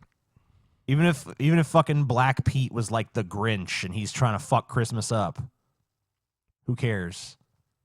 The perceived problem with Black Pete is the name. He's black.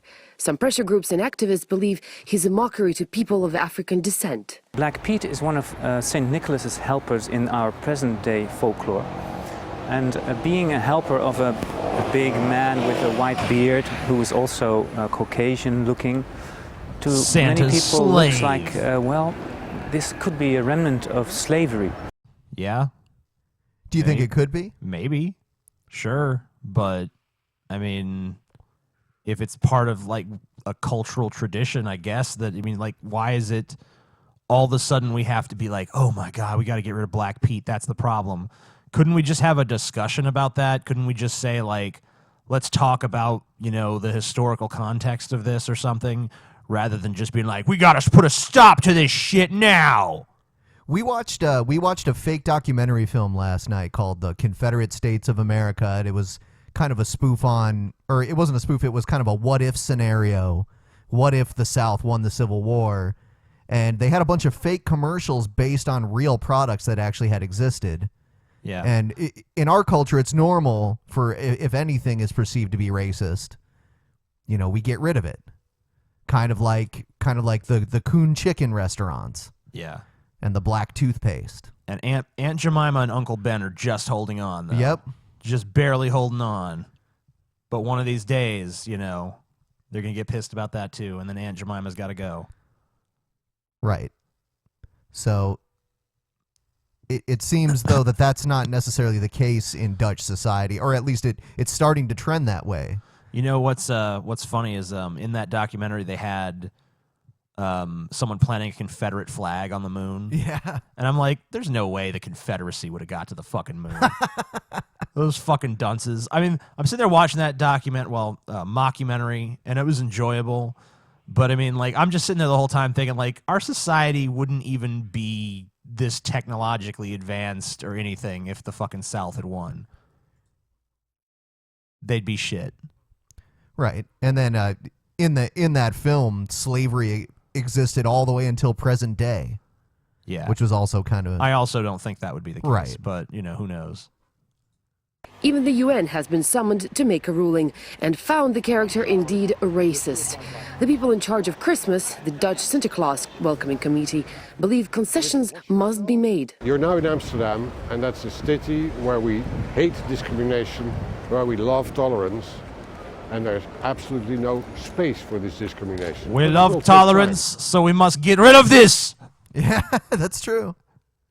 Yeah, when I was in Amsterdam, I noticed that a lot of landmarks were even named after well-known American figures. Like the park near my hotel was the Mel Gibson Park. No, it was Martin Luther King Jr. Park. Ah. And Mel Gibson would have been a better choice. The tram station was the John F. Kennedy station. Yeah, it's kind of interesting. Why do people who are always talking about tolerance so intolerant of everything? I never get that. They're intolerant of intolerance. But I mean, like, how is it intolerant to just portray a black character? I think that's, yeah. I don't feel that it's intolerant. It's kind of like how they want to make a race neutral Santa Claus. If you've seen that was the uproar last year. Race neutral? How do you do that? Do you just like... They wanted to make him a penguin. Oh. That was after the whole Megyn Kelly thing that happened last year. Make Santa Claus a penguin? Yeah. That's weird. Okay. I mean, doesn't every culture... when I was a kid, I was always taught that every culture had their own... Like, all the cultures that celebrate Christmas had their own Santas. And, you know, if you were in Africa, Santa was black. And shit, you know? Like Papa Noel and all this other shit, you know? Like, everyone had their own little different idea of Santa Claus. But I guess that, no, we just need a racially neutral Santa. He should just be different. Just make him blue or something then, you know? Don't do it. Don't make him a fucking penguin. Just make him a blue guy. People have to get adjusted to it. But others believe this is political correctness gone too far, and a character that harks back I'm to one of those pre-Christian people. times has no place in a debate on racism. I think the common ground should be reached also by promoting this awareness of Black Pete as not being an African character. Black Pete is a mythical character, he is ancient, he's even pagan. He should be respected for that, and just enjoy it and not feel compared to him in any way. And the majority of Dutch... I feel offended. Yeah, just make him Blue Pete. There you go. Pete. Every time something's problematic, just turn it blue. People focus not on Pete's color, but the idea he represents. I like it, yes. Yeah, because I think all the magic is left out of the world, so we should put a little bit more magic in. And if you have a blue face with red lips or a black face with red lips, it's just also do blue. Escaping Problem solved. the real world, which is good. In the Netherlands, Irina Galushko, RT. I'm blue, baba dee baba da. Yeah. I see the Monster Energy Drink logo. Satan has a hand in this. Exactly. All right. So the thing about the Comet scientist shamed for his shirt. Yeah. Yeah. There we go. He cried because people were mean to him. Yep.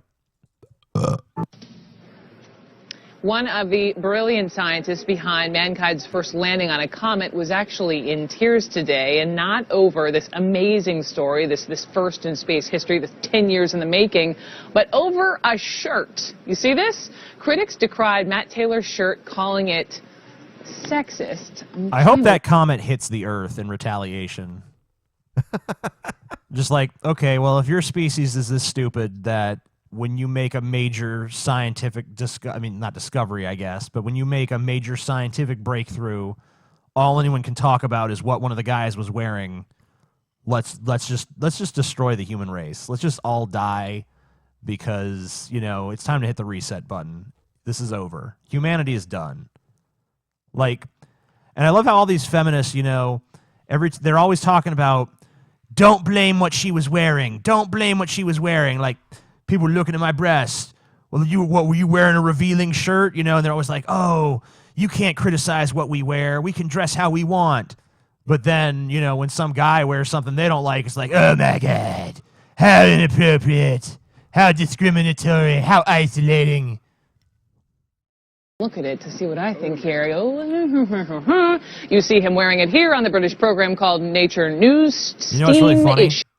The reason he was wearing that shirt is because it was designed by the wife of his tattoo artist, and he was basically wearing it to try to help her out and give her company a shout out. So it was designed by a woman. Oh yeah, it was designed by a woman, and he was wearing it to try to pimp her shirt. You know, he was just trying to do a favor for a fucking friend, and, you know, it came back and bit him in the ass because the feminazi hordes were like, no! Sexism! It's sexist! Don't you see how sexist it is? Right, and it is an ugly fucking shirt. Last week, we covered a story about forced sterilizations of women in India, but still they're focusing on a fucking shirt. No, the shirt is the problem. The shirt is the problem. Scantily clad women. Earlier this morning, he apologized and actually broke down. The shirt I wore this week, I made a big mistake and I offended many people, and I'm very sorry about this.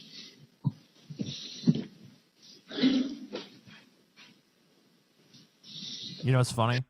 Is the internet feminist hordes bullied this man into tears, and, you know, and basically they're all applauding like, yeah, we did a good job.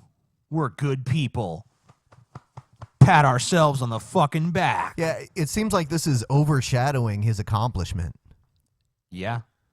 And the funny thing is, I mean, like, I understand why he felt compelled to apologize, because he's probably not used to dealing with that sort of backlash or onslaught of just negativity of people basically acting like he did something seriously wrong.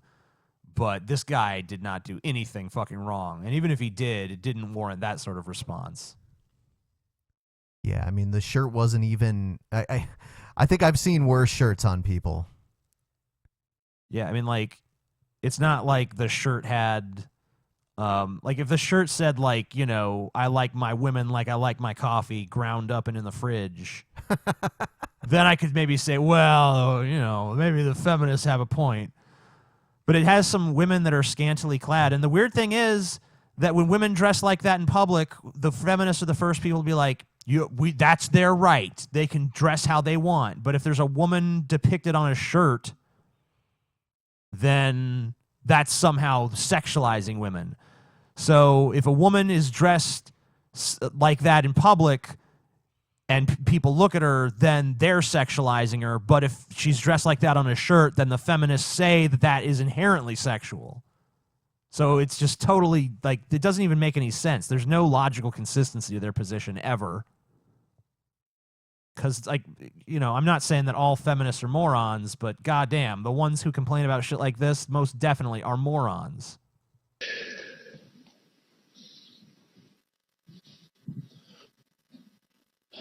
I've just come over from the MCR. I was there with my colleagues here. We've been trying to shift and rearrange things as whole group. We're trying to find the lander And thanks to some good relationships here, we were able to shift priorities because we have certain priorities. Everything's on the rails. Shifting priorities. The guy helped land a robot on a Comet. I think he can find a new shirt. Made the comment during a Comet update online from the European Space Agency. Let's move on. Okay. Even the journalist who's reporting is just like, bullshit. Let's move on. Right. This is nonsense. And with that, we're going to move on. Moving on up. Father of 10-year-old boy caught sexting speaks out. Eddie Lemon starts now. News Edge. I have his back, but if he screws up, I'm going to make sure that he's held accountable. Wait, that's the opposite of having his back. That is literally the opposite of having his back. If you have someone's back, that means even if they screw up, you're like, I'm going to help you cover this up, son. You know, you don't like, I'm going to make sure you're held accountable for everything you do. It's like, that's the opposite of having my back, Dad. Fuck you. Contacts our news station with the story that we simply could not imagine. On the Edge tonight, we've all heard of sexting.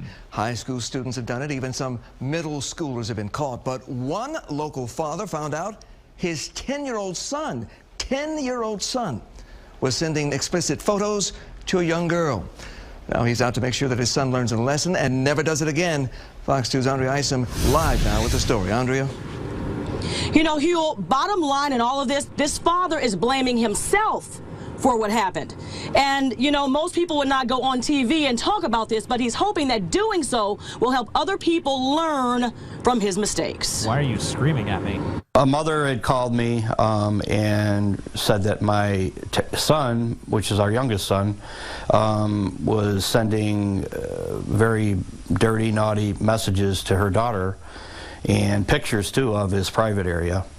And I was totally shocked and apologetic. I was pretty much floored me. I really didn't think that he had that in him. Racy, raunchy, and bad behavior is getting an array of youngsters in big trouble. All this sexting that's been going on is serious business. The kids may think it's harmless, cool, cute even, but they just do not seem convinced that it is a crime. I'm very disappointed, ashamed, embarrassed. That he did this. Totally unacceptable. I don't play that. I'm very strict as a parent. So I don't. Fucking he should know better. We're so fucking scared of sex in this country. Like everyone just quakes in their fucking boots. Oh my God, our child is exhibiting signs of sexuality. Dun dun dun. It's like they'd almost rather their kid fucking had cancer or something. The fucked up thing about this story is, you know, he's facing criminal charges for this. At age 10. Right. Right. You know, that their children are put on the sex offender registry all the time in this country. It's one of these underreported things that these kids who are oftentimes just exploring their own sexuality, and usually because they don't even have proper guidance or, you know, parents who understand because they're fucking reactionary dickholes like this guy, they just start exploring their sexuality and they fucking wind up in dangerous territory, and, you know, they do something that someone decides is predatory, and they wind up on the sex offender registry oftentimes for life for something they did when they were 10, 12, 13, 14 years old. And it's bullshit. Years old. 10 years old, young, but obviously not too young to be caught up in this epidemic. That is the reason why this Metro Detroit dad is downright petrified about what could happen to his son. He's very scared. He thinks he's going to go to jail for the rest of his life. He admitted that he did it, and he's sorry that he did it. He apologized over the phone, but they proceeded to file charges against my son. The family, he tells Fox 2, the Macomb County Sheriff's Department has received the complaint and the case is under review. So is he saying that the family of the girl that he sent the pictures to pressed charges against him? I don't know. It was probably the state. If they're gonna do something, then they're gonna do something. I can't fight City Hall. I just hope that this doesn't affect a job or college or down the road. His future. Yes, exactly. Meanwhile, your this son parent is a sexual predator. Right. He's a monster. He's trying to be proactive, not letting his 10-year-old son off the hook at all, or himself either. It's very serious. I take 100% responsibility for this. If you had to do it all over again, would you give your 10-year-old son a cell phone? No, we probably took it for granted and put trust in them where we probably shouldn't have. I think maybe some of the charges should be put onto the parents, myself, for us not monitoring it. Now, some may find it harsh, but he thinks it will help. The fact that he is punishing his kid for what he did. He closes Dude Facebook. wants to go to jail. Yeah, I know. It's like almost like he's charge asking me. for it. Come on, charge me. I don't know. What about letting the parents punish him? Like they'll explain in a moment how he's punishing his son. Yeah, like doesn't it, like for a 10-year-old, doesn't it make more sense for them to just let like the parents handle it? You know what I'm saying? Like unless it's clear that they're not going to, why not do that? It doesn't really seem like this is a criminal matter to me. He has no phone. He's going to go to counseling. And he also donated $25 to an anti-bullying organization. Out of his Christmas money that he usually gets. Plus, he's taking a computer course on net etiquette. He's been watching him every night. We date it, we write it down, and we make him watch it to know that certain things are wrong. It may come as a surprise This that dude this is a fucking drag. I mean, even so, this is a more reasonable punishment than jail time or a criminal record for a 10-year-old. But take the phone away. He's probably still gonna end up having some sort of like, I mean, maybe not jail time, I don't know, but he'll probably have some sort of criminal record or something. Is refusing to hide what his family is going through. He decided to talk about the lesson he learned, hoping to help you. It's a hard lesson learned for me. 10 years old, and we have to put things into perspective here. So come after me. You know, I'm his dad, and I have his back. But you know, if he screws up, I'm going to make sure that he's held accountable. Throw the little fucker in jail. Right. Now, the fallout from all this has not been decided yet for this family, so the situation is not over for them, though they're hoping it's the beginning for your family. He's hoping parents talk about this with their kids, share this story with them as well. You know, he never thought he had to talk about sexting with his 10-year-old son. 10-year-old son. You should have talked about sex and things of this nature before this happened, instead of just ignoring it and hoping that it doesn't happen. I mean, but that's the thing, though, is these parents in America, they're so fucking scared of sex that they never talk to their kids. And they don't fucking... And then when their child starts showing signs of sexuality, they're just like, oh, they're shocked and aghast. Like, I can't believe my 10-year-old son has a sexuality. He's not old enough to know about that yet. No. I mean, look, he's a fucking human being. He's a biological organism. You need to fucking tell him what's going on, because the rules about sex in our society are a little bit more complex than in, like, animal society. So if you're going to have all these rules and regulations on sex, then, you know, you need to inform your kids about it. Otherwise, don't fucking have kids. Oh, that's not going to happen, TJ. I know it's not going to happen, because this country is a bunch of fucking retards. Okay, so apparently there was this show in the UK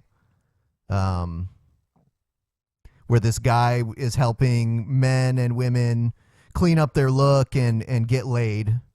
Or at least men. I don't know. I'm not sure if women too. Yeah, we're unsure, but who knows? Anyway, he's controversial for whatever reason. So. Right. And some feminists got his show pulled off television. And here's a story about that. But in the last hour, under the growing weight of fury on social media, a petition and letter from other comics, ITV wiped the smile off Dapper Laughs' face and axed his show. But just because he offended some, was it right to close him down? Well, joining me now, Vicky Chandler, the student who got Dapper Laughs banned from performing on Cardiff University's campus, and the comedian Alfie Brown. Vicky Chandler, I mean, just because he's offensive, is it right to shut him down? Yeah. Yeah. 100%. I mean, I think he definitely crossed the line between what is offensive and what should just not be shown on television. He's a massive perpetrator of a culture that we have a serious issue with, and that is sexism. And as a university student, and I'm only 21 years old, this has never been more prominent I'm in only my 21 life. years And old, but it started I figured out how the world should be, and I will now impose my will on others. And it's very prominent in her life now. It's very prominent in her life. Yeah. Sexism. off just abandoned from my university because I felt that an academic institution that was proud to protect the rights of its female students should not be allowing him a soapbox for his misogyny. Do you think he's funny? Oh, God, no. Well, no, of course he's not, but that's not the point. I mean, he's not a comedian in a real sense of the word. He's like, well, he doesn't really understand the kind of punchline or setup, but he... If you're brought on a show to defend someone, you know, and you're going to be like, even if you don't think he's funny personally, like, that's not the proper response. You don't start by like, well, no, he's not funny, and da-da-da-da-da. You just say, you just breeze right past that question and say, that's immaterial. Let's talk about the issue at hand. But, you know, whatever. I mean, I feel it's important in terms of a debate so that I can still go outside, that I say that he's not good. Because it would be dreadful for me to live in a world. So you defend his right to exist on TV? I defend his right to exist to an extent, but I more disagree with the method of dealing with a problem. In that I think you set a dangerous precedent for other comedy. I find his or shirt actual offensive, comedy, actually. By pulling him away. The first point would be that I think it sets a dangerous precedent, as I said, in that therefore, like in the novel Post Office, when Henry Chinaski, the kind of character closely modelled on Bukowski himself, rapes the woman in the negligee, should that now be banned? Yes. Or perhaps the Jay-Z or Beyonce song Drunken Love, when he's going... Ban it all! Like Turner. It's not about things like that being banned. It's the fact that ITV even commissioned a show like that straight away. Well, that is you say he's not funny. You say, oh, I don't think he's funny, yet you're defending the right for him to be allowed to be on television. Well, you don't have to be... It's not a prerequisite that you be funny to be on television. I mean, Dane Cook wouldn't even have a fucking career. It's not about comedy. It's about the fact that they are exploiting a man that clearly has a power and is very impressionable, comedy's not especially subjective on or other young men. anything. And I wouldn't expect you to understand, because I bet you haven't experienced sexism at all once in your life. But I started this because I am passionate about it. Every day, when I walk down the street, I am catcalled at. Pretty much every time I go out, I am groped or touched in some way. What? No, that's a lie. Every time. You're a lying piece of fucking shit. Well, maybe she is touched in some way, like someone accidentally like bumps brushes into up her. against her or something in the hall. Oh my God, sexism! Did you see how that man brushed past me in the hall? Oh my God, sexism! And going to it's crawl into my unacceptable, bathtub and he's a and massive cry. perpetrator of that culture. It's not comedy. You say it's not comedy, so you know, good on them for cancelling it. They shouldn't have even allowed. Well, he didn't say it wasn't comedy. tweeted- He said he didn't think it was funny. There's lots of things that are comedy that I might not personally think is funny. You know what I'm saying? Right. That's not the same thing. It's not... saying a joke isn't funny and saying it's not a joke are two different things. Right, right. Like, TJ, you don't think Seinfeld is funny, but Seinfeld is still comedy. Right. And there's plenty of people I think, that do by the way, think I it's do funny. think this. I think this show is funny. I don't think Jerry Seinfeld is funny. I see. So, but like, yeah, I mean, but he's still a comedian, and people think he's funny, and he's still telling jokes, and I acknowledge that that's what that is. That doesn't mean that I think it's funny, and just like this guy doesn't think whoever the fuck they're talking about is funny, it doesn't mean that it's not comedy. I mean, you know, maybe he just needs a bit of love. Or Yeah, well, I think he doesn't. I think he's just really lonely. And I think there's a sort of an interesting sort of tribalism aspect to kind of everybody going, people wear their anger at Dapper Laughs like a fashion statement. And that was a very kind of worked up kind of response to me and saying I've clearly never experienced sexism. And I have kind of, in that, like, I've performed in front of Hindus that have tried to take my shirt off, and I've been, you know, the victim of sexually aggressive behaviour. Then you know exactly what I'm on about. I don't know. Well, yeah, but before that, she made the statement, oh, I don't think you ever experienced sexism. I love how women can just do that, but if a man was to ever say, like, you wouldn't understand, you're a woman, that's, like, the worst form of sexism. But if a woman says, you wouldn't understand because you're a man, it's like, you go, girl. You fucking go, girl. Yeah, you go. No, literally, go. I know exactly what you're on about, but at the same time, I just don't think that cutting off the voice is necessarily the way to go. Also, like he was on ITV2.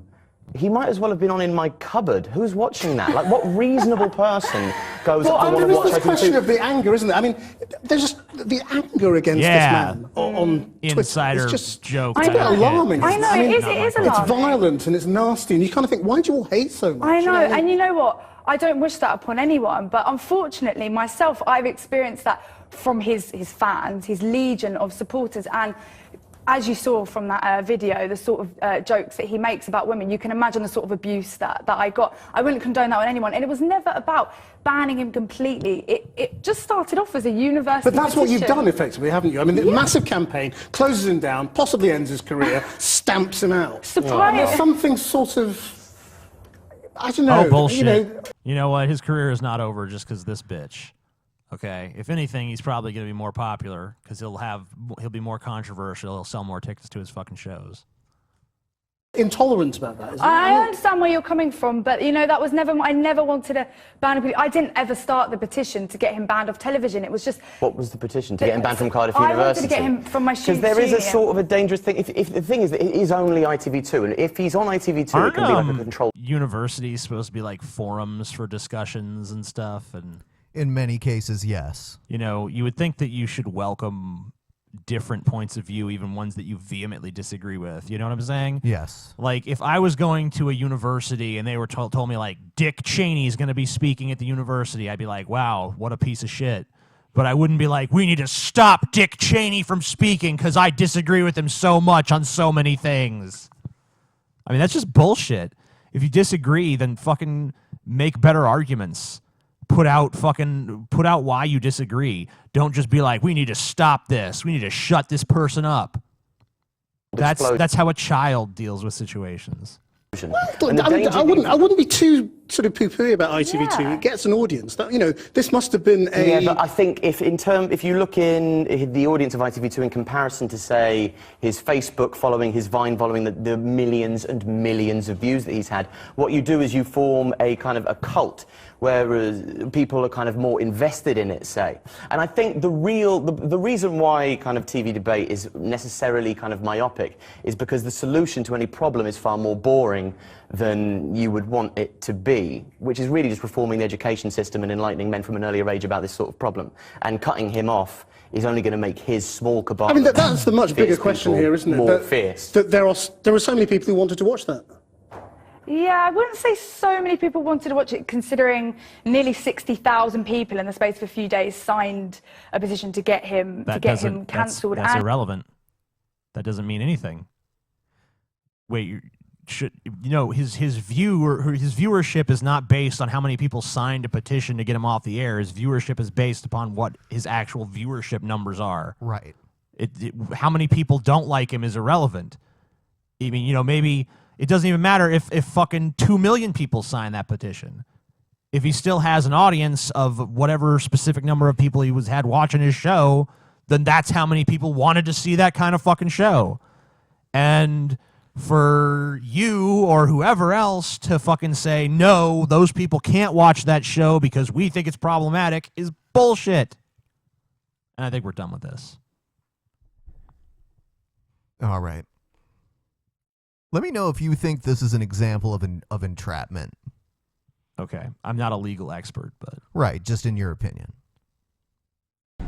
Time now for the ridiculous, and tonight it's completely Fuck unscented. you, Anderson Cooper. Tonight we have the story of a traffic scandal in Fort Lee, New Jersey. Now, this isn't the thing about the lane closures and the George Washington Bridge. This is a separate incident in which dozens of people I love how he has to put that were out there ticketed just because people are so sick of hearing about that. in a decoy program to catch drivers who don't yield to pedestrians. And at least one of those drivers plans to fight the $230 ticket.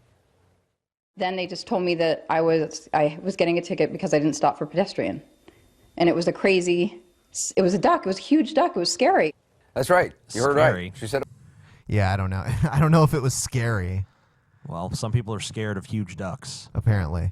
It was a duck. A very large, scary duck. Apparently someone thought it was a good idea for a police officer to go undercover as Donald Duck for the pedestrians in the crosswalk safety program. This was actually on Halloween, so I guess it sort of makes sense. There he is. Some drivers, though, they feel tricked, and now this woman wants to duck out of the ticket. Now, you might say she doesn't want to pay her bill. Duck Thanks out very of the much. ticket. Pay her It scared bill. me. It was a huge duck. If it was You know a what's normal funny? person. When he said that, someone in that studio laughed. Yeah, I heard it in the background. You know, I can kind of see people not wanting to stop for a guy in a fucking duck costume. Because it's a little out of the norm, so you're like, fuck this. I'm going to keep going. I don't know if I want to stop for this duck. Or even a cop dressed as a normal person, I would have stopped. And I think all those people would have stopped. Number one, cops dress as normal people all the time because they are normal people. But what was so scary about Donald Duck? I don't quite understand it. Now, the police chief says the duck defense doesn't hold water. He says the number of people getting hit by cars is going down, but he wants the number to be 0, even if it means putting the duck in reduction. Yeah. Reduction. So the number of people getting hit by cars is never going to be 0. Right. Ever. Never. No. Unless you get rid of cars. Or people. Right. That just I can see the duck defense because, man, I don't know if I was going a crosswalk and I saw some dude that was dressed as Donald Duck just kind of walking around, I'd be like, fuck this. Right. Because I mean, it's just, you know, when something's like out of the norm like that, your brain is kind of like so focused on the strangeness of it that it kind of overrides everything else. Right, and I think that's the idea that the police had when they set this whole thing up. Right. I mean, otherwise, why would they have done it? Right. Right. I mean, why would a cop dress up in a duck suit? Yeah, it doesn't even make any sense unless you're literally trying to make people so distracted that they, you know, run the crosswalk. Right. So, I think it's bullshit. Bullshit. Yep. Next story. The drunken peasants have weighed in. Yes. Now you know the truth. Obama's gum causes social media stir. Oh, my God. President Obama's week-long Asia trip includes 2 summits with world leaders on important issues like trade and the spread of nuclear weapons. But who So gives far, a less fuck weighty about any topics of are that? dominating the headlines. The president arrived for a Monday night event in traditional Chinese clothing, but online media... I like how they have him walking in slow motion here. They might as well be playing that Kill Bill song. Yeah. I can't do it, but you know what I'm saying. Yeah. erupted because the president was chewing gum as he emerged from his limo. A big no-no, critics said, to chew gum at such a formal event. God. The president still battling a nicotine habit, no longer smoking, but we're The told president is a still piece using of shit. Can you believe him? Chewing gum. What a monster. It's almost as bad as that time he asked for Dijon mustard. Yeah. Yeah. Does anyone else remember that? It was like, I think it was a headline story on Fox News. Yep, they're like, the president asked for Dijon mustard. They called him President Poupon. What an elitist snob. And now he's chewing gum. some nicotine gum. It's actually not the first time the president's gum chewing has been caught on camera. Here he is in June when he attended the 70th anniversary of the Normandy invasion. You know, I don't even see him Chinese in that media clip. has. Yeah. I want to ask you, is this really what we should be paying attention to? But you have Chinese. No. The answer to that question is, I don't know. Let's put this into the world's greatest supercomputer and see what it says. No.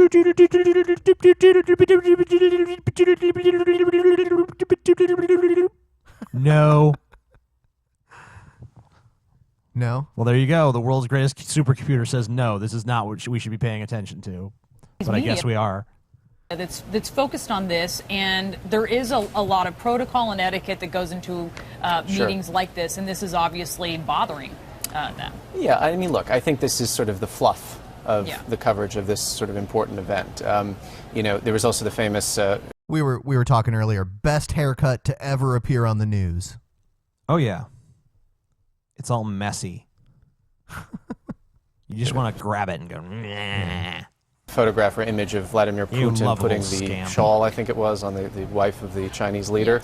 I take that as slightly more significant, although that's been given to the same kind of mocking, or, derisive commentary in the I'm media. very familiar with this woman. Yes, and her I have husband, a better right? rapport with the Chinese government than you do. And oh, by the way, this happens the same week that Gazprom, the state gas company in Russia, just inked another Neither energy of deal those with things China, matter. coming on the back of a $400 billion natural gas deal that was certified in May. So essentially the Russians are trying to telegraph to the United States, your so-called Asia pivot, guess what, guys? We've already done that. We're there. And I put a shawl on that bitch. What you gonna do now, Obama?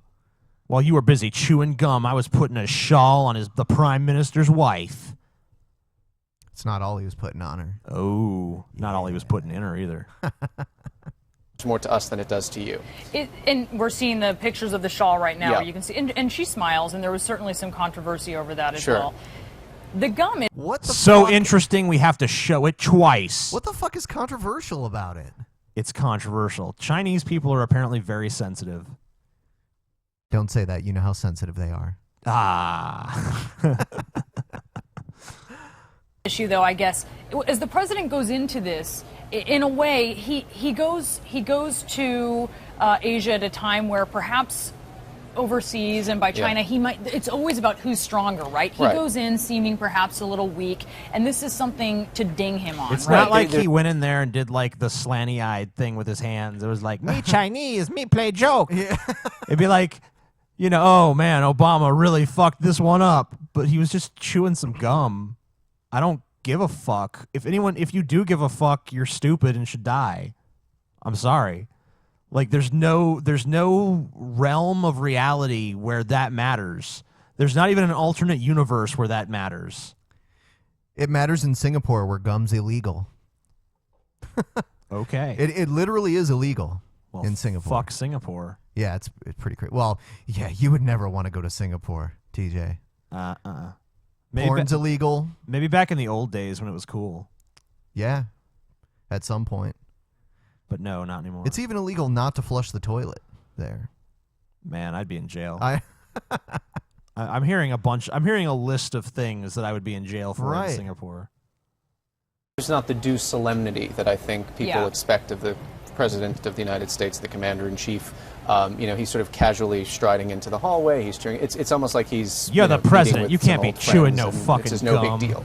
And that, I think, you know, the Chinese state media will use that to further undercut this sort of, you know, attempt at the United States to rebuild this relationship or to strengthen a relationship.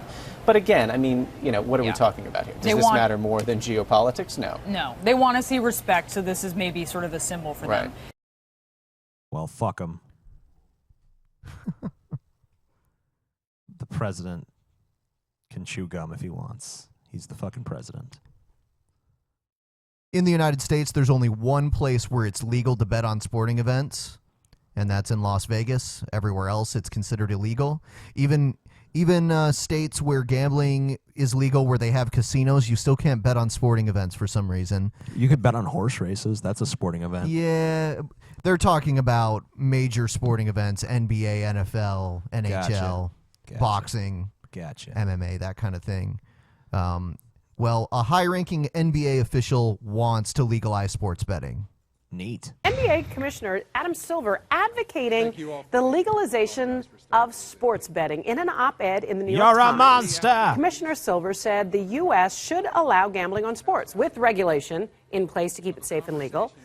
Right now, betting on the NBA is only legal in Viva Las Vegas. Silver's op-ed comes a week before a federal judge is expected to rule on New Jersey's efforts to bring sports betting to its struggling casinos and racetracks. Very interesting. I think that's a very interesting thing to do.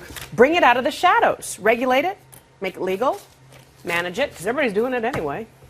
So sports betting isn't legal? I know. Listen. Hello, New Jersey. You make it as a joke. Why would you think it's illegal? It's all over the place. You have ESPN and all the sports people giving you analysis for your fantasy games. Well, that's fantasy. Sports books are all over line. It's fantasy. How do you think? What happens in the leagues? You can bet. You can wager. Do people wager in those? I don't know. I'm not in a. That's not a good analogy that he's making. Fantasy football and actual sports betting are not the same thing. They are now, Ben. But if all other types of gambling are tolerated here, why not sports betting? How come people don't bet on things like the weather? You know, like bet against the forecast and shit. You know what I'm saying? Or bet against, like, you know, there's actually sites where you could bet on what celebrity is going to die next and shit like that. I think these celebrities are going to die this year. And if you're right, you get some money. And it's one of the most obvious and open secrets. Adam Betting Silver is takes just human fucking nature. People love to bet. Yes, and people bet on sports anyway.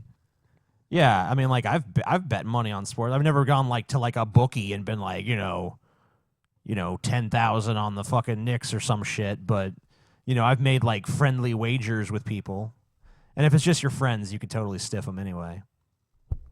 Well, that's the sort of thing that regulation would prevent. Well, that's horrible. Let's not do that. taking this on, though, is very ambitious because it plays into this puritanical notion of what happens in the country. And he had such a clean, squeaky clean after how he handled the problem with the Clippers. But the real problem is going to be, where does the money go? Is it going to be like the lottery where it's all supposed to go to education and good things? Yeah. That's where the regulation, and they're going to have to set up procedures and strategies. Well, yeah, if it's done in casinos, then wherever part of the revenue from the casinos goes to, it would go to that same place. So it wouldn't make a difference if you did it at a slot machine or if you bet it on sports. So that's not really a problem. I don't understand why gambling is so taboo in American culture anyway. Because the Bible says it's bad.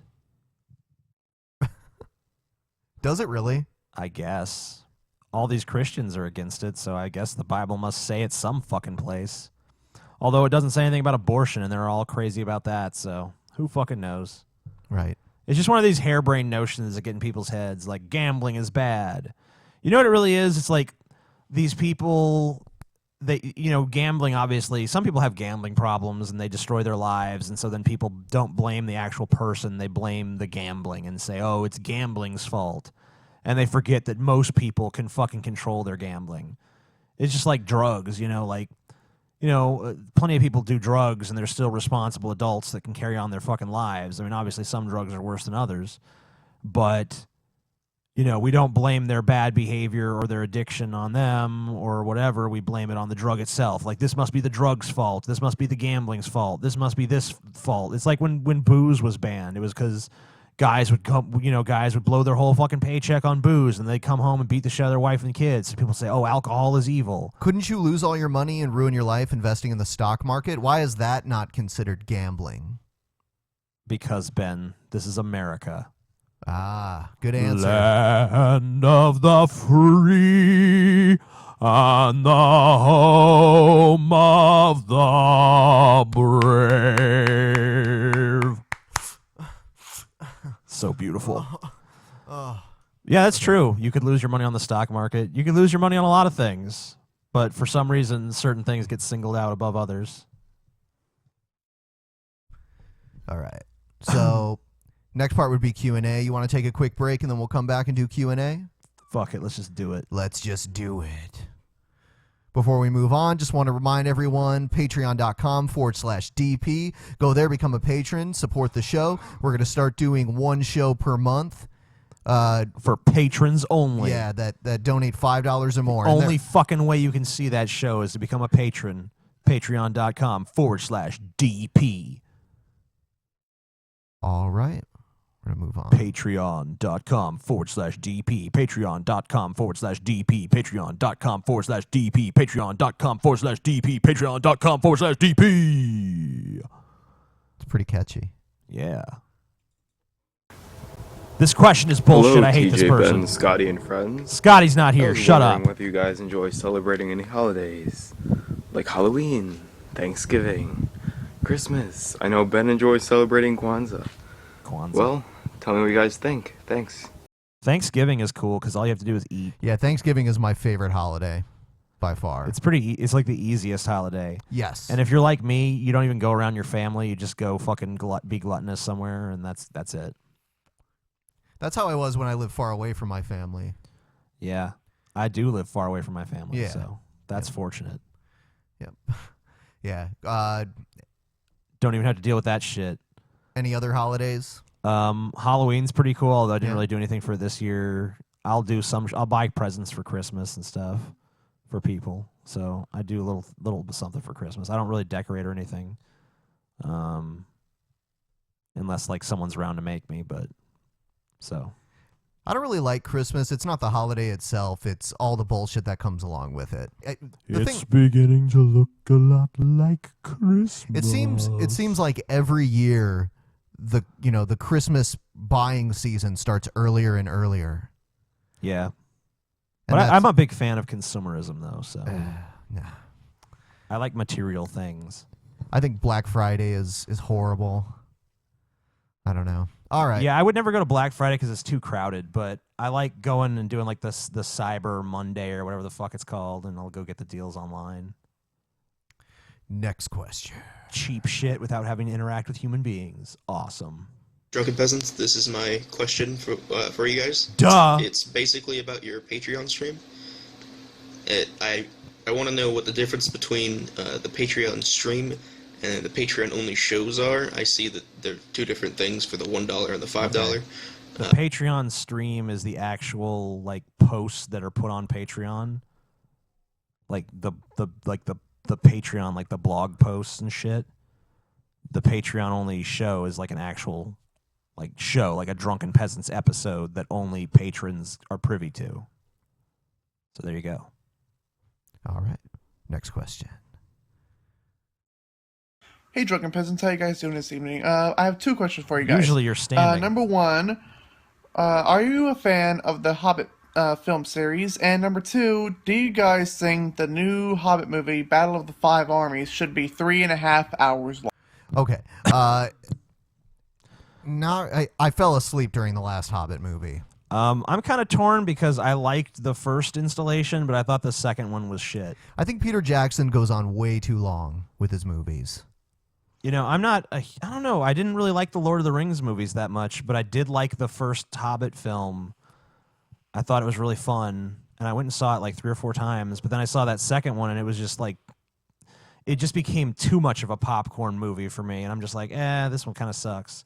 But I still have hopes that maybe he'll redeem it in the third one, so we'll see. All right, thanks. Oh, and he asked, do you think it should be 3.5 hours long? I don't give a shit. The length of a movie doesn't matter. It just matters if it captivates me for 3.5 hours, then it should be 3.5 hours. Well, that's what I mean. Like if it doesn't, then it doesn't. A lot of his movies, at least for me, fail to captivate. Especially the last Lord of the Rings movie that he made. Yeah, I didn't like it either. It's like I almost stood up and left so many times because I thought the movie was over, and then they're like, "Okay, here's the next part of the ending." Yeah, I had that same thing. You're talking about Return of the King, right? That's how I felt in that too. I kept thinking like, "Oh my God, just end the fucking movie. The story is resolved. Let us go. Let us go." But some people love those movies. Fuck the introduction, let's just get straight to the point. Okay. Do you believe in our modern society that people are becoming less intelligent and more immature? And if so, do you think it could be as a result of our media becoming so simplistic and unchallenging? Whether it's news or film, no one seems to be willing to let the audience think about things or figure things out on their own, as they're pretty much given a simple, albeit dumbed down answer. Do you think this is true? Do you think dumb people are fortified by the media, or do you think the media is fortified by dumb people? Double penetrate that shit. You know, I don't know that that's really a new thing. You know, I think if you actually if you look throughout the history of media, and you know, like we can look back and be like, oh well, we used to have all these great authors and shit, but I mean that wasn't being read by everybody. That wasn't really accessible to like the peasant class and shit. And I mean, it's just, I don't know. I mean, I think that people have always been pretty dumb. If anything, I would say that people are probably a little smarter these days, but it just, there's really no basis of comparison because you can't actually go back and fucking go converse with people from previous eras and see if we've actually declined or not. I would suspect that we haven't declined. I think people maybe are a little bit brighter now than they ever were. But, we're still pretty dumb as a species, obviously, because we keep getting into shit and we have no common sense and we don't even concentrate on solving the real problems of the world because we're too concerned about what shirts people are wearing and what gum the president is chewing and who put a shawl on who. And it's just like, who gives a fuck? And then all these people, like these religious nuts, are sitting there concerned about where people are sticking their dicks. And it's just nonsense. And we got people losing their shit because a 10-year-old sexted, and it's just we don't care about anything that actually matters. Anything that actually has like substance or relevance to the world, we just totally ignore it, bypass it, don't give a shit about it. It doesn't captivate people because it's too complicated, and there's no easy answers, and you can't just John Wayne your way through it like, we just gotta stop the evildoers or some shit. So anything that has that nuance, people just don't care. People can't handle it. They want easy answers to simple questions, and they want to be outraged over whatever petty bullshit is happening that week, and they don't actually want to invest in anything. But that's just human nature. I think it always has been. Hello, everyone. I recently got into a debate online over the nature of rights and freedoms. My opponent took up the position that they were innate and natural, while I took up the position that they were more privileges to be, for the most part, defended, but they're also to be debated. I was curious what you guys thought on the nature of rights. Do you believe the innate natural side, the more man-made ideas position, or a combination therein? Thank you. Have a nice day.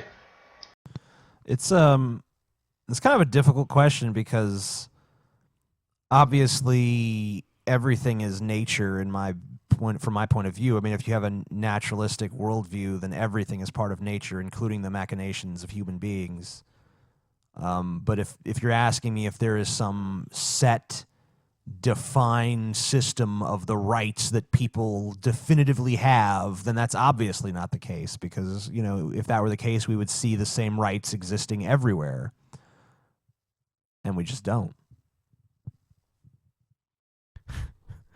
Yeah, nothing to really add. Ben has nothing to add. What's going on, Drunken Peasants? I got 3 questions for all 3 of you. My question is, where the fuck is all the background noise coming from? That's my I think question it's like for you. It's being recorded on one of those really, really shitty webcams, and he's using his webcam's microphone, which is, they're almost universally terrible. So, all right. What do you think about taking back symbols such as the swastika? I can't. Let's not even do this one. Okay. It's too bad. All right. You got to have better audio than that if you want to submit a question. Sorry. Hey, Drunken Peasants. What is your opinion on Ayn Rand? I don't like her. She's a shitty author. And thanks.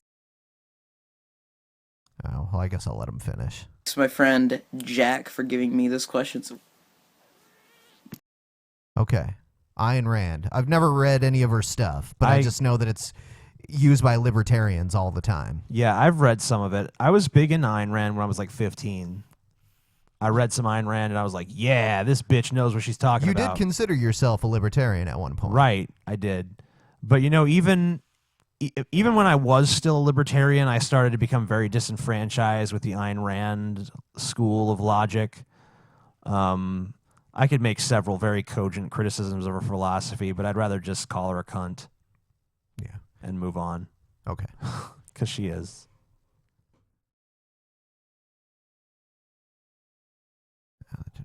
Hey, it's that traffic cone. Hey, Drunken Peasants. You know what that means, Ben? We'd like to preface. Yeah. That means somewhere someone is getting raped. Exactly.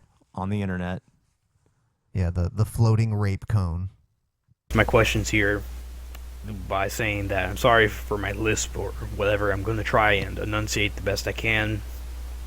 Anyways, 1, what is the worst ending you have ever seen, read, whatever? For me, it would be Naruto. It was horrible, and I doubt you guys are fans, but there might be fans out there, so... Worst ending. I would say it's a tie. I'm going to do a movie, and I'm going to try to do a movie and a book. I'm going to say for the movie, The Ninth Gate. Oh, yeah. When he just, I agree. All that build up to literally nothing. And then I know it's like, it's artistic, or no, it's not. It's just shit. And then for a book, I would say the Dark Tower series by Stephen King had a very disappointing ending for me.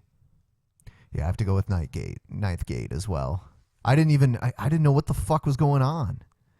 It's like, oh, it's Roman Polanski. It's good. No. It's shit. Yes. Hey Drunken Peasants, I've got a question for you today which I hope you'll find interesting. Sorry if it takes a long time to get to the question, but I have to sort of put these points in the video for it to make sense. But I remember a few podcasts ago you covered the Sandpepper ass pinching video story, and since then a whole bunch of stuff on the internet has come out about Sam Pepper, the guy that Oh right, yeah, okay. Lacey Green hates. I thought he said sandpaper ass pinching video. Ooh. TJ's like, how did I miss that one? I'm like, what? Sam people Pepper. telling stories on Tumblr, allegations that he was sexually abusive and harassive to people underage and asked for nude pictures and stuff. And before then and after then, even more stories about different YouTube vloggers have come out, and it's almost become a bit of a culture, a meme of YouTube abusers getting hounded off the internet, and keyboard social justice warriors making sure that they get put in their rightful place. So last month, someone made a video about me. I've got like 5,000 subscribers, so I'm nowhere near known as much as these people. So people these days don't care about the story anymore. I don't get any more hassle about this video that was made by this girl about me. But around the time, the video that she made was of a story that happened between her and me almost a year ago. It came out last month, and I knew that she was sort of planning this for about 6 months, because she started to not like me for a completely unrelated reason. Her boyfriend, who was my best friend, stopped liking me after her video came out, so we were friends the entire time, even though he knew about the gripes she These are the days of our lives. had with me. So she came around my house, we didn't have sex, we didn't kiss, and that was enough to make her feel uncomfortable and felt harassed and even sort of emotionally abused. She didn't tell me about this, she didn't express this in any sort of physical or verbal way, and she even talked to me for months after the events happened, so I'm calling bullshit on all of it. And in the video she made about me, telling people that I'm an abusive fuck, she said that she felt uncomfortable but decided to travel 400 miles to visit me anyway for the benefit of the doubt, and that's where a lot of people who watched the video and commented said, hold on, there's a hole in your story. So she puts a video out, and people jump on the assumption bandwagon. People assume that her story is true because, like you said in a couple of podcasts ago as well, that, why would someone lie about this? A rape allegation is very serious. People couldn't possibly lie about it, and it's just that women do not lie about rape stories or abuse stories or harassment stories because no one's vindictive if they're a female or anything like that. As we all know, that's a load of bollocks, and I don't have to go into saying that obviously this story, there's elements of it that are true, like she came around my house, she stayed in my bed with, a number of clothes on, and that was all pre-planned. The number 1. A number of clothes on. She was wearing a sock. Yep. How long is this? It's pretty long. Do you just want to comment on what he said so far? No. I have nothing to say so far. I just wish he would get to his question. And it's weird how people can twist stories around and just to make it suit them when they feel like it. Anyway, getting to the point.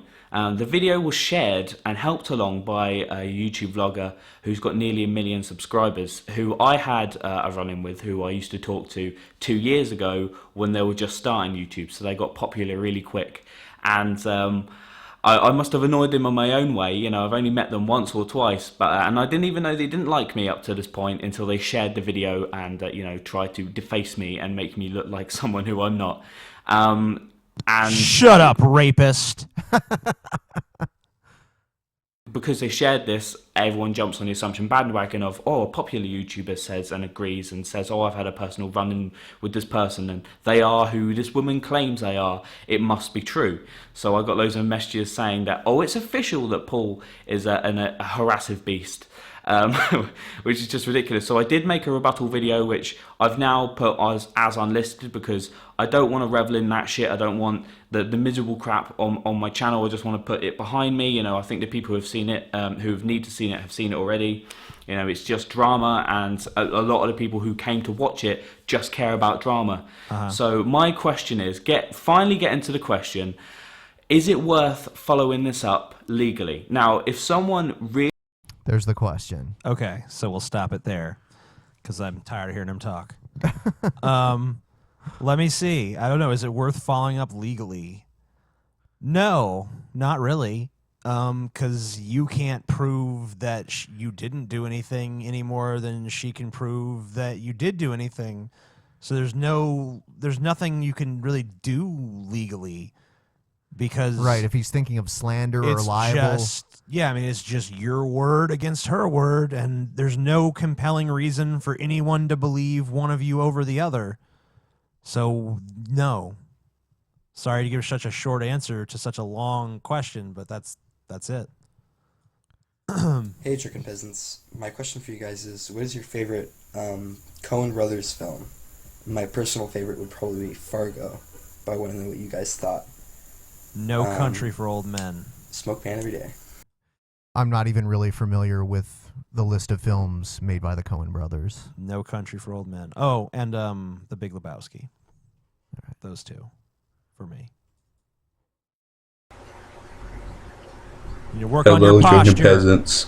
And I your have a lip question syncing. for TJ. I consider you my hero. Good. One of my heroes. And I was wondering, how does that feel? And did you ever think that you would be someone's hero?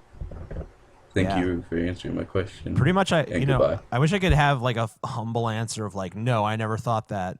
But I was pretty much like even when I was at a young age and everyone hated me in my school and I was like bullied and picked on, I always had these fantasies of like universal approval, and one day everyone's gonna fucking not only like me but look up to me. So, and I did kind of have that expectation. Well, of some people look up to you, but not everyone, and some people like you, but not everyone. That's true. But I always kind of figured that I would get that because it was what my aspiration was. So yeah, I mean, but I like being people's hero and shit. There's really no downside to it that I can think of. I mean, there probably is. It depends on your personality, I guess. But for me, there's not much of a downside to having people idolize you. Well, for you, except for when people notice you in public, I can tell you don't. That always does like bother it. me. Yeah. So don't talk to me, even though I'm your hero. Just accept that I'm not a social animal. Are you the amazing atheist guy? No, I'm not. Leave me alone. Hey DP, it's me again. Just don't want your remember you, so who opinions cares? on He's the guy that was wearing the Star Trek uniform. Oh, okay. Yeah, I like you. Never mind. the light subject of death. And basically, That's the I think I latest know what subject. most of you think about it. Just nothing. But, and I agree. I'm just wondering, any thoughts you've had towards it? Thoughts of what could be, what you would like, that sort of thing. Yeah, that's it. Thank you. Okay, so death? Yeah, Ben, you take this one. You're more death obsessed. Am I? Yeah. I honestly don't think anything happens after I die. Well, what would you like to happen if anything could happen?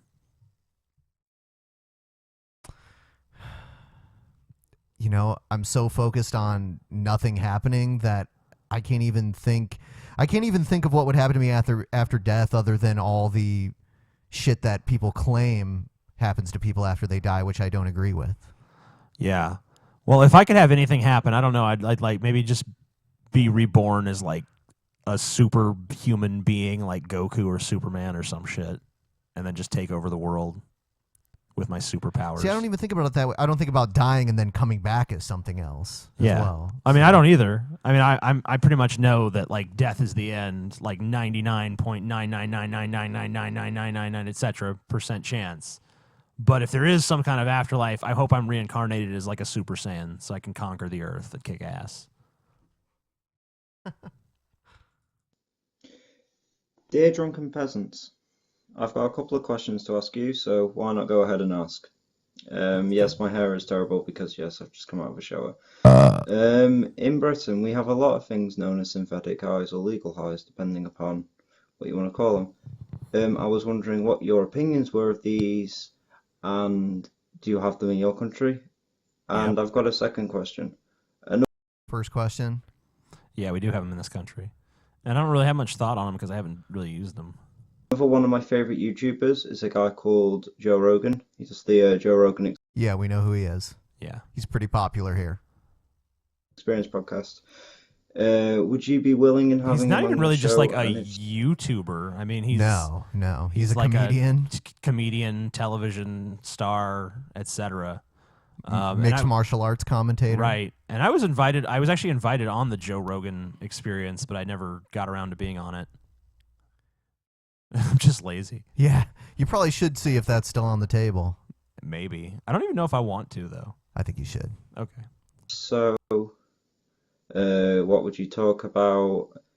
And yeah, what's basically your opinion of Joe Rogan? Because I think he's a legend, to be perfectly honest. I would see if Joe Rogan would let me fist him.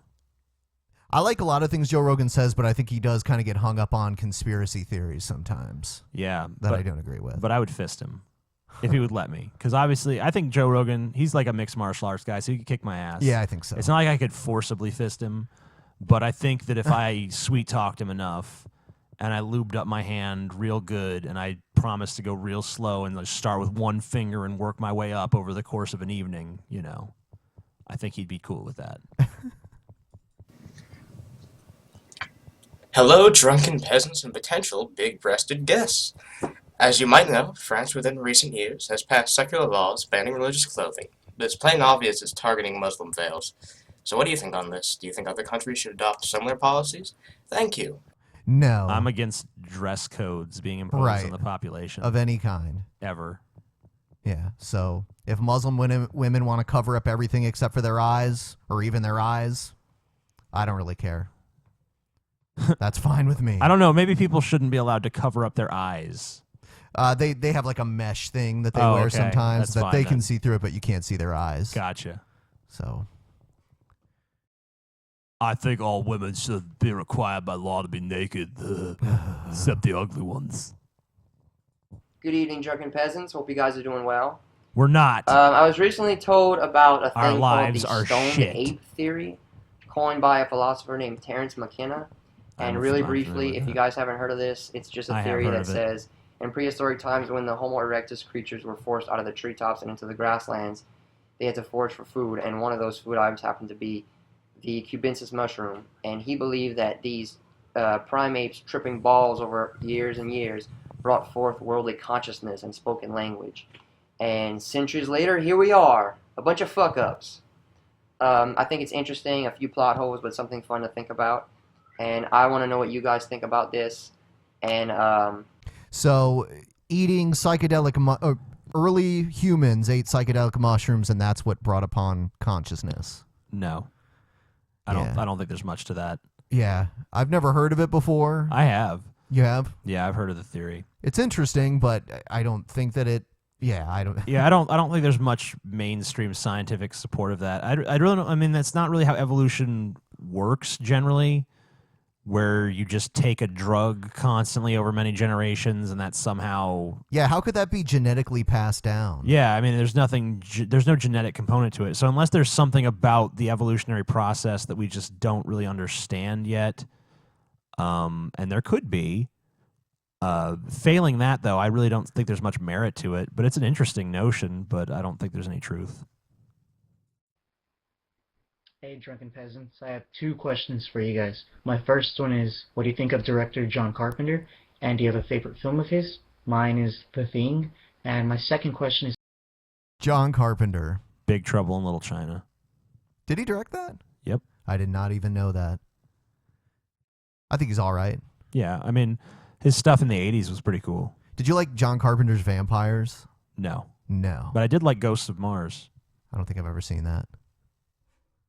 He had a second question, so. Okay. It's for TJ, and it's, what other philosophers do you enjoy reading aside from Nietzsche? Do you enjoy Schopenhauer, Dostoevsky, Bertrand Russell, Albert Camus? And yeah, that's it. I've been kind of getting into Wittgenstein lately, mostly because Galen fucking brings him up in every goddamn conversation. But other than that, no.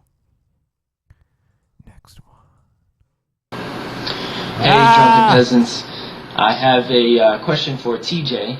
TJ, if I was president of the American Atheist Organization and I approached you about directing and filming a 60-second... That's how you know this is a totally hypothetical question. Yes. ...commercial for this year's Super Bowl, because I can't think of a larger religious audience than that. And I gave you $2 million to spend however you wanted, but you have to spend it realistically. You couldn't use actors like Phil Robertson or Kevin Sorbos. So I'm just curious to see what you would do if an opportunity like that was given to you. Here's what I would thanks do. for Here's what I'd do. I would buy $2 million worth of hookers and drugs and like opulent hotel rooms and all this stuff, and I would just have like an amazing time and just have someone film the whole thing, and then we'd put together like an awesome 60-second clip show of me just like partying and fucking do whatever I want, and then at the end it just says atheism. Evolution, bitch. Yeah. Oh, Drunken Peasants, I was just thinking about these recordings of Ronald Reagan. I was thinking it's such bullshit, you know, because all they're trying to do is bash Republicans. I mean, personally, I'm a liberal, but you know, they're just trying to bash Republicans after the midterm elections because the left wing is fucked, basically. Yeah, just want your thoughts on that. Thanks. Man, that story was boring as shit when we fucking did it on the show. I can't believe anyone ever actually like wants to ask a question about it. Yeah, I don't think they're just trying to bash Republicans. Of course, you're going to get bashing from both sides, no matter who won the last midterm election.